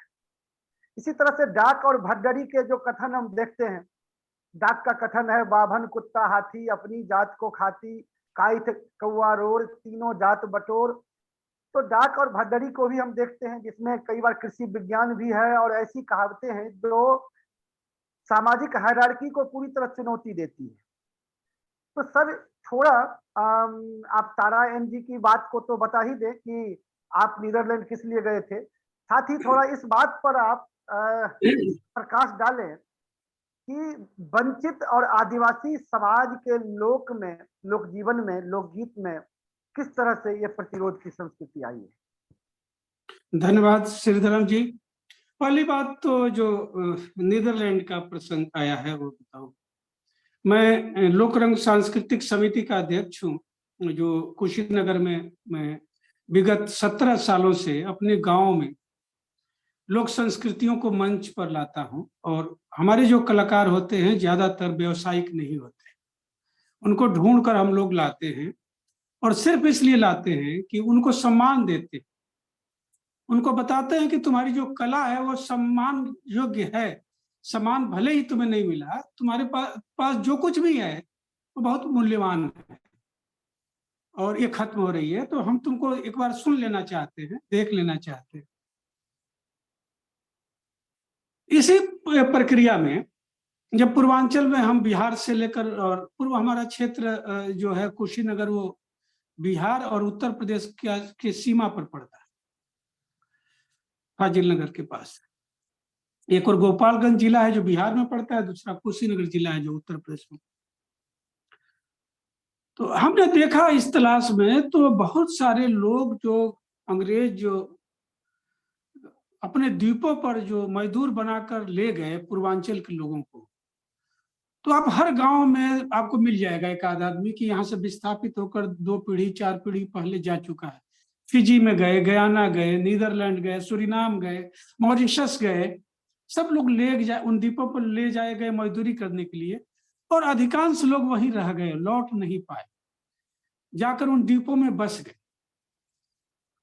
तो नीदरलैंड तो लोग नहीं गए थे, सूरीनाम गए थे लोग, बहुत सारे लोग सूरीनाम गए थे। और सूरीनाम जो था वो नीदरलैंड का उपनिवेश था। 1971 के आसपास आजाद हुआ है, सूरीनाम अलग हुआ है और नीदरलैंड ने आजाद किया। तो आजाद किया तो उन्होंने एक ऑप्शन दिया सूरीनाम के लोगों को कि जो लोग चाहें सूरीनाम में रहे, जो लोग चाहें तो नीदरलैंड चले आए। तो बहुत सारे गिरमिटिया के परिवार के लोग नीदरलैंड में बसे हैं, चले गए वहां से, सूरीनाम से जाकर नीदरलैंड में चले। जब लोकरंग शुरू किया तो मैंने सोचा कि जब यहाँ से बहुत सारे लोग बाहर गए तो क्या यहाँ की संस्कृतियां भी तो ले ही गए होंगे ना। और इस तलाश में मैंने एक तरीके से एक नीदरलैंड निवासी राजमोहन की तलाश की जिनका जन्म सूरीनाम में हुआ था, बाद में वो नीदरलैंड चले गए। और दरअसल सच्चाई यह है कि राजमोहन की तलाश अधूरी रहती अगर राज्यसभा टीवी में कार्यरत हमारे दोस्त मोहम्मद इरफान हमको बताते नहीं कि एक कलाकार एक बार आए थे दिल्ली में, वो भोजपुरी बोल रहे थे, उनका नाम राजमोहन है। तो मैंने उनसे संपर्क सूत्र तलाशा लिया और राजमोहन से बात किया, और राजमोहन बाद में इस रूप में तैयार हो गए कि वो लोकरंग में आएंगे। लेकिन हमारे सामने धर्म संकट यह था कि लोकरंग चूंकि गांव में हम लोग करते हैं, आर्थिक स्थिति ऐसी नहीं थी कि नीदरलैंड से कलाकारों को बुलाकर उनको हम पैसा दे सके, किराया भाड़ा दे सके, फ्लाइट का टिकट दे सके, क्योंकि आयोजन जनता के सहयोग से हम लोग करते हैं। तो हमने उनको लेटर लिखा और उस लेटर के आधार पर उन्होंने वहां के एम्बेसी में आवेदन किया और स्पॉन्सरशिप मिल गई वहां से, और इस स्पॉन्सरशिप पर वो पूरी टीम लेकर आए थे और लोक रंग में उन्होंने प्रस्तुत किया। और उन्होंने एक बहुत ही मार्मिक गीत गाया था कि किस तरह से यहाँ से लोग जो गए वहां, दुई मुट्ठी मजूरी, उन्होंने गीत गाया था कि 2 मुट्ठी मजूरी मिलती थी खाने का अनाज, उसी पर जाकर हमारे लोग वहां काम करते थे। उनके पूर्वज इसी तरह काम किए। उस गीत को सुनने के बाद लगा कि ये बहुत सारा दर्द तो हमारा बाहर भी गया है। और उसके बाद से राजमोहन जी आने लगे, हर साल कई साल आए। फिर उन्होंने कहा कि आप लोग बड़े संघर्ष से इस आयोजन को करते हैं, क्यों ना हम उत्रेच में, नीदरलैंड के शहर में एक लोक रंग का कंसर्ट रखते हैं और वहां के लोगों को बुलाते हैं और उनसे टिकट बेचकर हम कहते हैं कि लोक रंग की मदद करिए, लोक रंग को आप लोग चलाइए। तो उन्होंने लोक रंग में ऐसा कुछ किया कि लोक रंग के लोगों को बुलाया और फिर उन लोग आते रहे। कई लोग आए बाद में और सहयोग किया लोक रंग को उन्होंने, और इस तरह लोक रंग हमारा एक तरीके से चला। वहां जाने के बाद से हम लोगों ने कई कार्यक्रम वहां पर, राजमोहन जी अब तो घर के सदस्य हो चुके हैं, इस बार भी आ रहे हैं। इस बार भी लोक रंग में जो 24 अप्रैल में होगा, राजमोहन और एक इस बार अप्रैल में होगा। हाँ, अप्रैल में होगा और ज्यादा संभावना है कि वो 13-14 या 14-15 अप्रैल होगा। कहाँ पर ये होगा? कुशीनगर में ही होगा। कुशीनगर। हाँ, मैं तो अपने प्रतिभागियों को ये सूचना देना चाहता हूँ जो लोक रंग का एक जाना चाहे। अस्थायी हाँ, परिसर खेत में बना दिया गया है जी, और वो वहीं पर होता है, पूरा उसका मंच बना हुआ है जी, खेत जी। में और खुले आसमान में होता है, एकदम बिल्कुल गांव में लोक रंग। तो वो यहाँ सूरीनाम से लोग आ चुके हैं, गयाना से लोग आ चुके हैं लोक रंग में, मॉरिशस से 27 महिलाओं की टीम, मॉरिशस के डिप्टी प्राइम मिनिस्टर की पत्नी सरिता बुद्धू अपने खर्चे पर, मॉरिशस सरकार के खर्चे से एक बार 27 महिलाओं की टीम हमारे लोक रंग में उतार चुकी है। ये हमारे लिए सौभाग्य की बात है, हमारे गांव के लिए सौभाग्य की बात है। और उन्होंने आकर गांव में कार्यक्रम दिया है। तो मेरी कोशिश, साउथ अफ्रीका के डरबन से के चांदलाल जी हमारे गांव में आ चुके हैं, 2 बार आ चुके हैं। वो भी गिरमिटिया वंशजों के चौथी पीढ़ी के हैं और उन्होंने हमारे गांव में गीत प्रस्तुत किया है। तो एक तरीके से हमने जो गांव में इस को शुरू किया, ये अंतर्राष्ट्रीय आयोजन बन चुका है और बाहर से लोग आते हैं, वो अपने पैसे से आते हैं। केवल मैं उनको यहाँ पर जब इंडिया में प्रवेश कर जाते हैं वहां के खर्चे में देता हूँ, वहां से आयोजन स्थल पर लाना और फिर वहां तक छोड़ने का, दिल्ली तक छोड़ने का खर्चा देता हूँ। बाकी वो सब व्यवस्था करके आते हैं लोग और आयोजन हमारे शामिल होते। तो ये दूसरा, श्रीधरम जी ने जो ये कहा था वो बहुत सही सवाल उठाया था कि हमारी लोक परंपराओं में देखिए जाति इस समाज की एक ऐसी अनिवार्यता रही है जिसको हम आज बुराई कहते हैं, बुराई कहेंगे भी, वो है भी, कि उसके बिना कोई बात समाज में होती ही नहीं। गांव की ग्रामीण समाज में जात के बिना कोई बात होती ही नहीं। यहां तक कि जो उच्चारण जो होते हैं गांव में बुलाने उलाने के एक दूसरे के, वो गांव में रहेंगे तो आपको बुरा लगेगा, लेकिन गांव के लोग उसमें रच बस गए हैं, उसी तरह बुलाए भी जाते हैं, उसी तरह बुलाए भी जाते हैं। अहिर मिताई तब करे जब सब क्या कहते हैं, दोस्त मर जाए। अहिर मिताई तब करे जब सब। अब बताइए, अब किसी अहिर से, यादव उस भाई से कह दीजिए तो मार करने को तैयार हो जाएगा, लेकिन ऐसी बात नहीं है। ये क्योंकि लोक परंपरा में जाति एक सच्चाई है, तो लोक ऊर्जा ग्रहण करता था लोक संस्कृतियों से। तो उसमें एक भड़ाइती और एक तरीके के जोकरई, जिसको आप कहिए जोकरई, एक बड़ी अच्छी विधा थी। जोकर होता था नाचा का या तमाशा का, और वो व्यंग करता था जनता को हंसाने के लिए वो उसको कुछ उसको गढ़ने पड़ते थे। तो कई बार वो जाति संदर्भों को भी गढ़ता था हंसाने के लिए और लोगों को हंसाता था। इसमें बहुत सारे मुहावरे बन गए जो जात परक मुहावरे हैं। जुलाहों पर बहुत सारे मुहावरे, खेत खाए गधा, मार खाए जुलाहा, बहुत सारे ऐसे मुहावरे आपको मिल जाए। इस तरह के मुहावरे चले हैं। यद्यपि ये निश्चय ही ये समाज में जो जातिवादी व्यवस्था थी उसका परिणाम है, दुष्परिणाम है, लेकिन चूंकि जो समाज उसी में जीता था, उससे मुक्त की कोई उसको उम्मीद नहीं दिखाई दे रही थी, क्योंकि उसकी जीवन प्रक्रिया ही जात पर चलती थी कि तुमको सब्जी उगाना है, तुमको लोहा पीटना है, तुमको कपड़ा धोना है, धोबी का काम करना है, तुमको तेल पेरना है, तेलिन का काम करना है। तो उसने अपना भविष्य उसी में देख लिया था।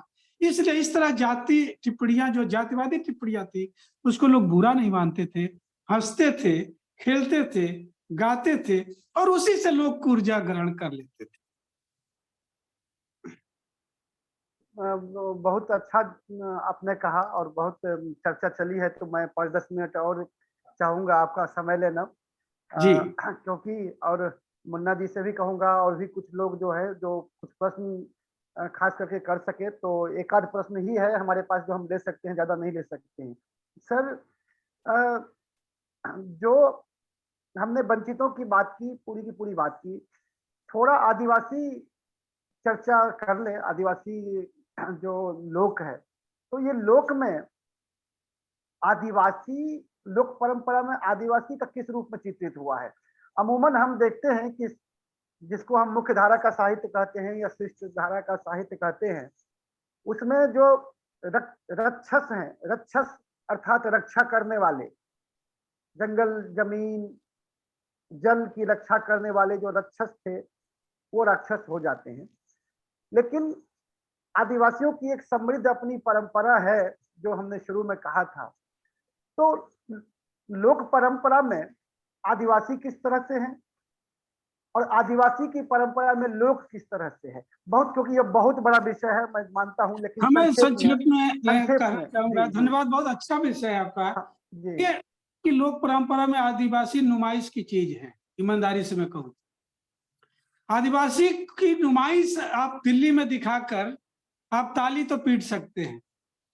एक आदमी को बदन उसका थोड़ा कपड़ा रहित होगा और मोर के पंख लगा लेगा और नाच देगा, तो आप ताली बजा और कहेंगे कि हमने आदिवासी कला को यहाँ पर। दरअसल ये एक उसका रूप हो सकता है, रहा होगा। जरूरी यह है कि हमारे आदिवासी समाज जहाँ पर मौजूद है, उसकी जो जो जीवन संघर्ष है, उसमें हमने कुछ बदलाव किया है या नहीं किया है। अगर जीवन संघर्षों में हमने कुछ योगदान दिया है, तब तो उसकी कला का आनंद लेने का मुझको हक है।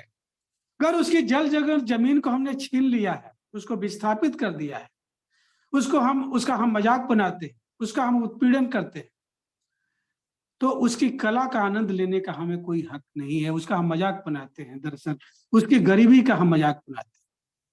देखिए, आदिवासी लोक परंपरा में बहुत चीज ऐसी थी जिसको हम स्वीकार नहीं करेंगे, करना भी नहीं चाहिए। एक चुड़ैल प्रथा थी।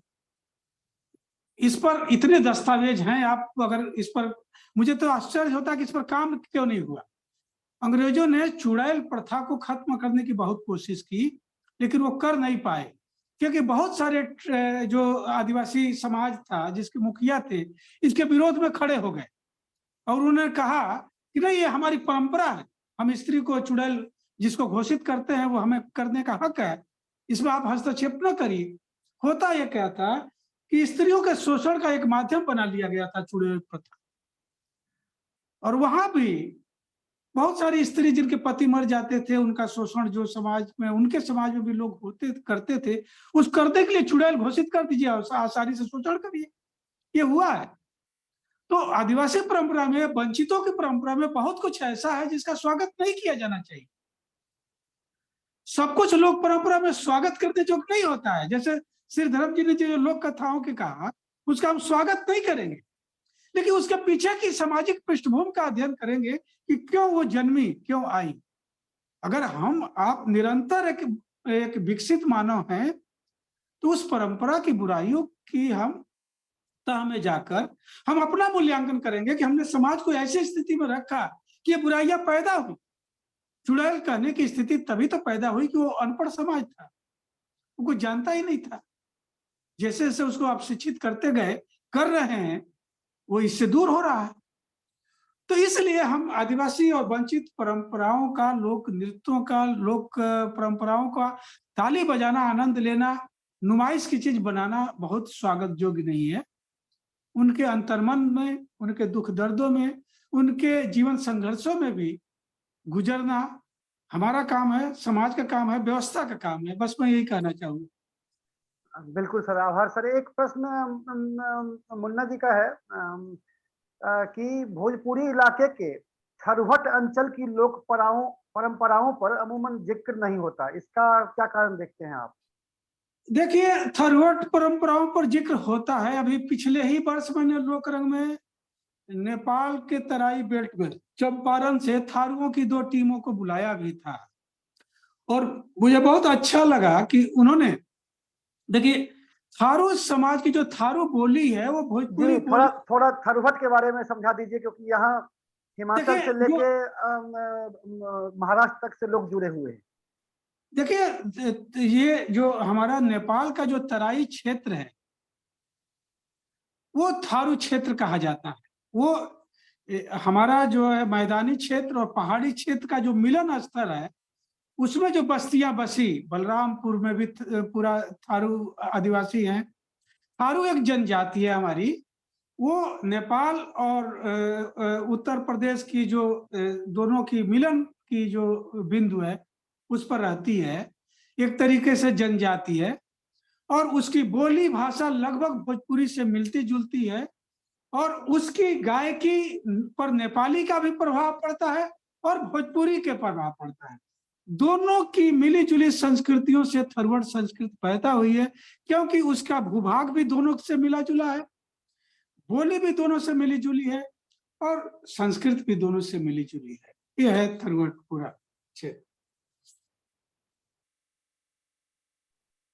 सर बिल्कुल, समय तो हो चुका है, लेकिन 1-2 मिनट में और चुराऊंगा, क्योंकि पिछले मॉडरेटर ने भी हमसे 2-4 मिनट छीना था, तो मैं प्रियंका जी से भी 2-4 मिनट छीनता हूँ।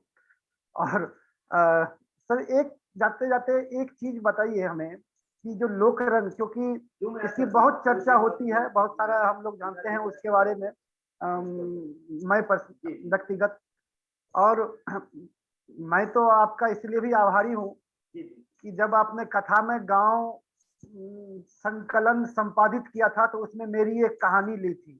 उस समय तो बिल्कुल मैं नया नया कहानी लिखने, नवजातक कथा, नवजातक कथा जी, तो पैदा ही हुआ था कहानी लेखक के रूप में, और आपने उस कहानी को लिया और मैनेजर पांडे जी ने उसकी भूमिका लिखी थी, तो मैं तो अपने 7वें आसमान पर पहुंच गया। इसके लिए शुक्रिया।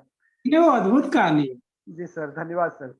सर, तो लोक रंग की यात्रा के बारे में थोड़ा बताइए, कब से शुरू हुई, कब तक, जी, इसमें क्या क्या हुआ है, और जो जुड़ना चाहते हैं इसमें तो वो किस रूप से जुड़ सकते हैं, क्योंकि एक अच्छा अवसर है कि आप गांव में जाकर के। देखिए, आपने अभी स्वर्गीय मैनेजर पांडे जी का जिक्र किया। आपको बता दूं कि मैनेजर पांडे जी लोक रंग में 5 बार भाग ले चुके।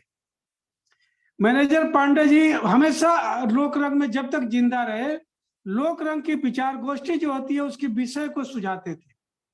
मैं कुछ सुझाता था तो उसमें हस्तक्षेप करते थे, और हर 5 बार आए हुए हैं। वो तभी नहीं आ पाए जब अस्वस्थ रहे हो, कोई कारण हो। केदारनाथ सिंह लोक रंग के मंच पर आ चुके हैं। ये आपके जो है, ये जो है पंकज बिष्ट आ चुके हैं, आनंद स्वरूप वर्मा आ चुके हैं, दिल्ली के बहुत सारे वरिष्ठ साहित्यकार लोकरंग के मंच पर आ चुके हैं, और अब चौथी राम जी आ चुके हैं बनारस से, बहुत सारे लोग आए हुए हैं। तो मैं आपको कितना नाम बताऊं। ये 2008 में मैंने शुरू किया। मुझे लगा कि मैं गांव के रहने वाला आदमी, गांव की कहानियों को लिखता हूं, लेकिन लोक परंपराओं को बगैर जिए, लोक परंपराओं में बगैर हम रचे बसे, कहानियों में तो हम वही बात कहते हैं, तो क्यों ना हम अपने गांव में उन लोक परंपराओं को आगे लाएं और आने वाली पीढ़ी को बताएं कि एक समृद्ध परंपरा हमारे हाथ से निकल रही है, उसको देख लो, उसको सहेज लो, लिपिबद्ध कर लो। लिपिबद्ध करने का एक ध्येय प्रमुख रहा, और इसलिए मैंने डॉक्यूमेंटेशन का काम सबसे पहले शुरू किया, और रसूल को पहले साल ही पूरा किया। तो 2008 में परंपरा शुरू हुई। हर वर्ष लगभग 250 लोक कलाकार आते हैं। 2 रात कार्यक्रम चलता है। और एक दिन में विचार गोष्ठी होती है, और देश से और विदेश से भी अब कुछ लोग आते हैं, और केवल पूर्वांचल के नहीं, देश के हर भूभाग से लोग आते हैं। महाराष्ट्र से भी आते हैं, और असम से भी आते हैं, बंगाल से भी आते हैं, साउथ से भी आते हैं, और उड़ीसा से भी आते हैं। सबको थोड़ा थोड़ा स्थान मिलता है, और सीमित समय में सबको हम प्रस्तुत करते हैं। और दिन में विचार गोष्ठी में हम लोक संस्कृतियों से किस तरह ऊर्जा ग्रहण करते हैं, और लोक संस्कृतियों के मेरिट और डिमेरिट जो आप कह रहे थे अभी अपनी बात में आ रही थी, उस सब पर हम लोग चर्चा करते हैं। और आने वाले दिनों में इसको साहित्य में, कला में किस तरह उपयोग करेंगे और समाज को कैसे इनसे समृद्ध करेंगे, इस पर हम लोग बात करते हैं। तो 2008 से लेकर अनवरत जारी है। केवल एक साल कोरोना के कारण, लॉकडाउन के कारण बंद हुआ है, वरना ये लगातार जारी है। जी सर, बिल्कुल सर, निस्संदेह एक ये बड़ा काम है, और ये हम लोग की शुभकामना है ये परंपरा जारी रहे, आगे भी जारी रहे। फिलहाल सर अभी आप क्या कर रहे हैं? लोक के क्षेत्र में अगला शोध कार्य हम लोगों को क्या देखने को मिलेगा? लोकरंग 4 आ चुका, आपने 2 दिया, लोकरंग 1, लोकरंग 2, लोकरंग 3, लोकरंग 4 आ चुका है जी। 4 किताबें लोक संस्कृत पर आ चुकी हैं, और लोकरंग 5 की तैयारी चल रही है। हर साल लोकरंग वार्षिक पत्रिका आती है, इस साल भी आ रही है, और देश के बहुत अच्छे लोगों से मैं लिखवाता हूं जो लोग जमीन से काम करते हैं, और मैं उनसे मिलकर बात करके, संवाद करके, बूढ़ी औरतों से संपर्क करके, उनकी बातचीत, उनको जो स्मरण है गीत, पुराने गीत, उनको गीतों को हम इकट्ठा करते हैं, फिर उसका विश्लेषण करते हैं। और खास करके स्त्रियों के दर्द के गीतों का कलेक्शन करने पर हमारी रुचि ज्यादा रहती है, क्योंकि उससे मुझे समाज को समझने में मदद मिलती है। तो अभी भी ये कर रहे हैं। मैंने इधर वंचितों के इतिहास पर काम करना शुरू किया, जैसे कि मैंने भील विद्रोह पर लिखा, चौरी चौरा विद्रोह लिखा, अवध का किसान विद्रोह लिखा, और अब बाकी वंचित समुदाय जो है उस पर काम कर रहा हूं। और उसी बहाने जब आप किसी वंचित समुदाय में प्रवेश करेंगे तो लोक परंपरा को छोड़कर प्रवेश नहीं कर सकते, क्योंकि उनका ज्यादा कुछ तो लोक परंपरा में है। तो जाहिर है कि अभी हमारा काम इधर ही है, वंचितों की परंपरा में है। और गोरखनाथ पर मैं, कबीर पर हमने भी काम किया, गोरखनाथ पर इसलिए काम कर रहा हूँ कि देखिए, आप सब प्रोफेसर हैं, आप लोग यूनिवर्सिटियों में हैं, आप जिस तरह कबीर को पढ़ाते हैं, मैं कबीर को नहीं पढ़ता हूँ, ईमानदारी से कह रहा हूँ, बुरा न मानिएगा। मैं कबीर को पढ़ने का मैंने कबीर है कि मरते नहीं जो मेरी किताब है वो पुनः लिखी गई है। एक बार लिखा, उसके 2 संस्करण आए 2 महीने में, अब उसको पुनः लिखा हूं और उसको दूना कर दिया हूं, उसमें काफी चीजें जोड़ा हूं। गोरखनाथ जिस पर काम करने की जरूरत मुझे लगी, क्योंकि गोरखनाथ को हम उस रूप में नहीं जानते हैं जिस रूप में गोरखनाथ थे। गोरखनाथ भी कबीर के परंपरा में है, और कबीर गोरख से बहुत कुछ ग्रहण करते हैं, और गोरख बहुत कुछ बुद्ध से ग्रहण करते हैं। इस पूरी परंपरा को एक श्रृंखला में देखिए, चरवाक को, सिद्ध को, नाथ को और कबीर को, इस परंपरा में अध्ययन करने की जरूरत है। ये परंपरा हमेशा अलग एक संघर्ष करती रही है। धन्यवाद सर। अभी हमारे पास 2-4 मिनट समय है। अगर आप कोई नाराज न, अगले आयोजक लोग नाराज न हो जाए। नहीं, अगले जो हमारे वक्ता है वो हिमाचल, सुदूर हिमाचल से शायद जुड़ने की कोशिश कर रहे हैं। 5G को उधर से धक्का दे रहे हैं, और दिल्ली से जो है 9G उनको उधर धकेल रहा है, और बीच में जो है वो फंसे हुए हैं। तो प्रियंका जी प्रयास लगातार कर रही हैं उनसे जुड़ने की। इस बीच मैं इस समय का सदुपयोग करते हुए इसी विषय पर थोड़ा आपसे फायदा ले लेना चाहता हूं। आपने कहा गोरखनाथ की बात, कि गोरखनाथ पर काम कर रहा हूं, तो मुझे गोरखनाथ के संदर्भ में 2-3 बातें याद आई। एक तो उपन्यास उन पर हमने पढ़ा था, जो वो क्या नाम है उपन्यास का, जाग मच्छंदर गोरख आया। जी, एक उपन्यास वो पढ़ा हुआ है हमने। एक बाकी हम हिंदी साहित्य में नवनाथ के बारे में जानते हैं। इधर मैं गंगानगर गया तो वहां गोरखनाथ के शिष्य जाहर वीर या गोगा पीर की समाधि है, जहां एक तरफ हिंदू और मुसलमान दोनों एक साथ जाते हैं, और हजारों नहीं लाखों की भीड़ वहां पहुंचती है। और आश्चर्य की बात है कि बाद में जब मैंने YouTube पर उनकी कहानी, जैसे जैसे आल्हा गाई जाती है वैसे भी उनकी कहानी गाई जाती है, और बहुत बिल्कुल। सारे उनके भक्तों के घर में रात भर जो है लोग गाने वाले आते हैं, जैसे चौकी चौकी बैठाई जाती है, वैसे ही गोगा की वो रात भर कथा कही जाती है। मैं ये कहना चाहता हूँ कि वो भी गोगा या जाहर भी एक राजपूत से ही थे, लेकिन उनको उनके जो आज जितने भी फॉलोवर हैं वो अधिकतर दलित हैं, ज्यादा से ज्यादा जाट और गुर्जर समुदाय के हैं। पूरे पंजाब से लेकर के दिल्ली और राजस्थान तक में उनका ये है। तो सिर्फ मैं एक ये गोरख के एक शिष्य की बात मैं ये कह रहा हूँ कि ये उनकी ये पहुंच है, जन में पहुंच है, लोक में पहुंच है। तो गोरखनाथ के किस पक्ष पर जो है आप वो देख रहे हैं कि जो बिल्कुल ओझल कर दिया गया, जो देखिए, आपने जो बात कही उसी से मुझे बात समझ में आ रही है, पकड़ में आ रही है। जी ये दिल्ली यूनिवर्सिटी के तमाम टीचर जुड़े हुए हैं, मैं ये बात दावे के साथ कह रहा हूँ। इसके साक्ष्य मौजूद हैं ब्रिटिश लाइब्रेरी में, जिसको मैं रख रहा हूँ। कि गजनवी का नाम आप सुनते हैं, जिसका नाम लेकर बहुत सारी राजनीति भी होती है। गजनवी के वंशजों से सीधे सीधे गोरखनाथ का रिश्ता जुड़ता है। दोनों गोरखनाथ से बहुत कुछ ग्रहण किया था इन सबों ने। गाजी मियाँ को प्रशिक्षित करने में भी गोरखनाथ का बहुत बड़ा हाथ है। ये है गोरख।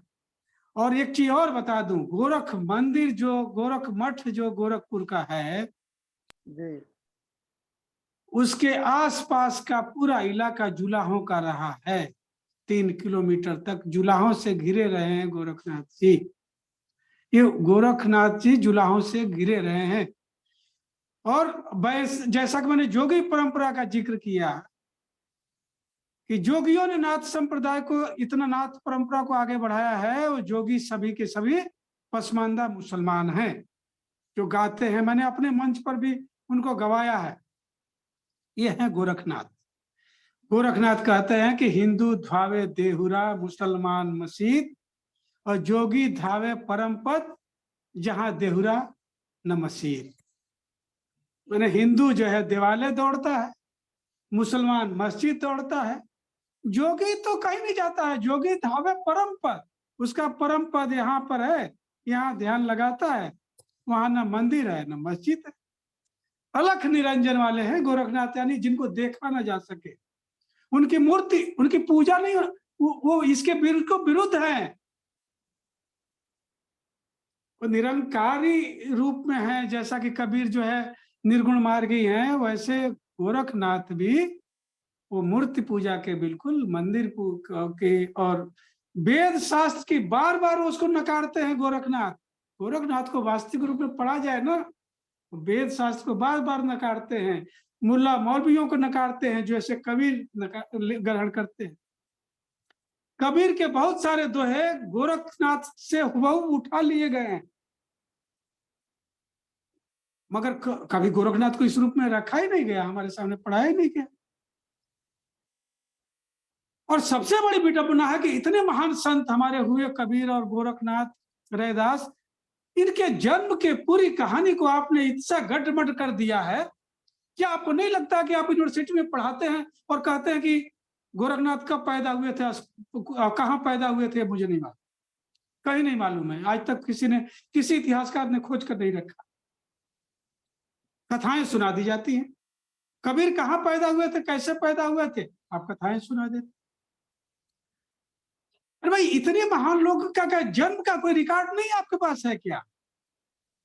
आप सिंधु घाटी की सभ्यता का रिकॉर्ड ढूंढ रहे हैं। दरअसल हमने इन नायकों का, जो समाज को जोड़ रहे थे, समाज में भाईचारा पैदा कर रहे थे, जो ऐसे समाज के बारे में सोच रहे थे जहां पर कोई किसी तरह का विभाजन न हो, हमने उनके इतिहास को ही गड्ढमड कर दिया है और कथाएं गढ़ लिया है। सबके जन्म के बारे में ऐसी ऐसी कथाएं हैं कि फिर उनकी जाति तो छोड़िए, कहाँ ले आके गिराते हैं, उस पर कहने लगूंगा तो फिर अलग बात हो जाएगी, वो बाद में कभी किया जाए। हमको ईमानदारी से इस पर बात करनी चाहिए। कैसे लोग कह देते हैं कि कबीर जो है रामानंद स्वामी उनके गुरु हैं और आप पढ़ाते हैं? क्या गुरु मंत्र उन्होंने दिया, आप बताइए। कौन सी शिक्षा दी कबीर को? उन्होंने छाती पर पैर रख देना कोई गुरु मंत्र है क्या? और इसी को मान लिया गया ज्ञान। कबीर इतने मूर्ख थे कि इतने को ज्ञान मान लिया। जो कबीर अपनी रचनाओं में कभी किसी गुरु की बात बार बार कहते हैं, लेकिन रामानंद का कभी नाम ही नहीं लेते, और आप कहते हैं कि वो गुरु थे। हद हो गई भाई। और ये नहीं बताते कि ज्ञान कौन सा दिया उन्होंने। कबीर तो चरखा चलाते हुए, अपना सूत काटते हुए जिंदगी भर अपनी बात कहे, वाचिक परंपरा में कहे, पढ़े लिखे नहीं थे। इसलिए उनके दोहों को जिसने भी लिखा भिन्न भिन्न रूप में लिखा। एक ही दोहा का टोन आपको पंजाबी भी मिलेगी, भोजपुरी भी मिलेगी और बंगाली की भी मिलेगी। ऐसा इसलिए है कि जैसा भक्तों ने लिखा, जैसा उनके प्रशंसकों ने लिखा, वैसा लिख दिया। लेकिन मूल तत्व तो कबीर का जो है, संतो आई ज्ञान की आंधेरे, भ्रम की टाटी सबे उड़ानी, माया रहने बाधी, ये है। और अभी तो बड़े कबीर को बदनाम करने के लिए कबीर गाय की, मैं लोक परंपरा में आ रहा हूं कि कबीर को और गोरख को बदनाम करने के लिए लोक परंपरा में गोरख धंधा शुरू कर दिया। ये मुहावरा चल निकला, का गोरख धंधा की हो जी। अरे भाई, गोरख की एक समृद्ध परंपरा का स्वागत करने के बाद उसका मजाक आप उड़ा रहे। आप अगर पूर्वांचल के रहे हैं तो होली के अवसर पर कबीरा गाया जाता था, अश्लील पद। स्त्रियां घरों से भाग जाती थी, खेतों से भाग जाती थी जब कबीर गाते थे लोग। उसका नाम कबीर क्यों किया गया?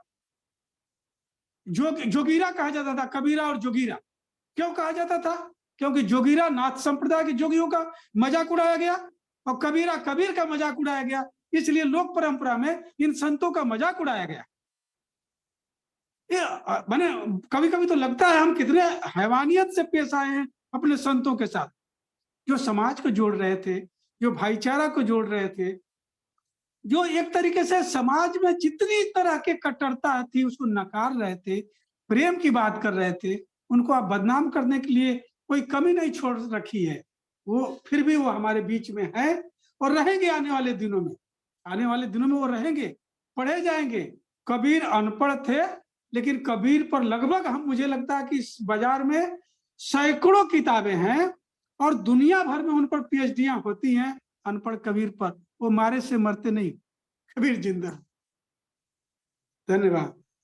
धन्यवाद सर। इतना शानदार व्याख्यान रहा और इतनी अच्छी बातचीत हुई हमारी।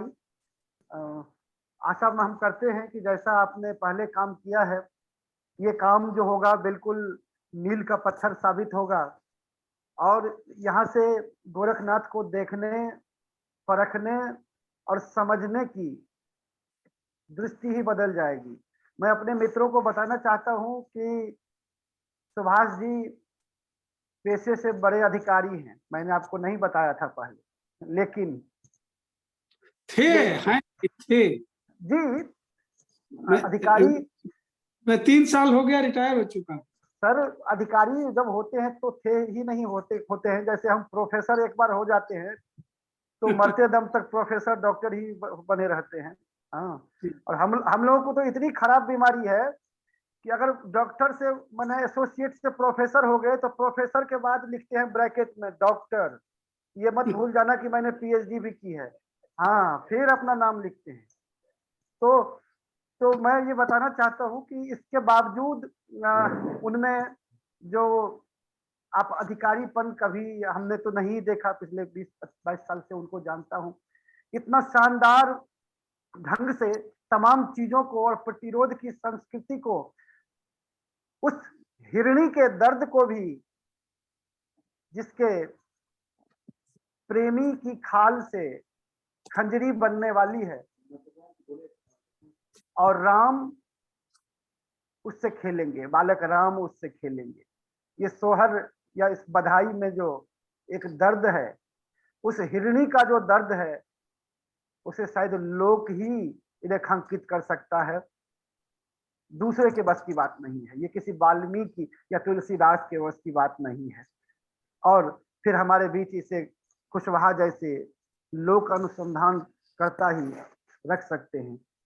सर कैसे मैं आपका धन्यवाद करूं? आप जब मैंने आपको फोन किया था तो आप उठा नहीं पा रहे थे, आप विदेश में थे, और फिर किसी तरह से व्हाट्सएप के माध्यम से हमारा संपर्क हुआ और आपने हमें समय दिया।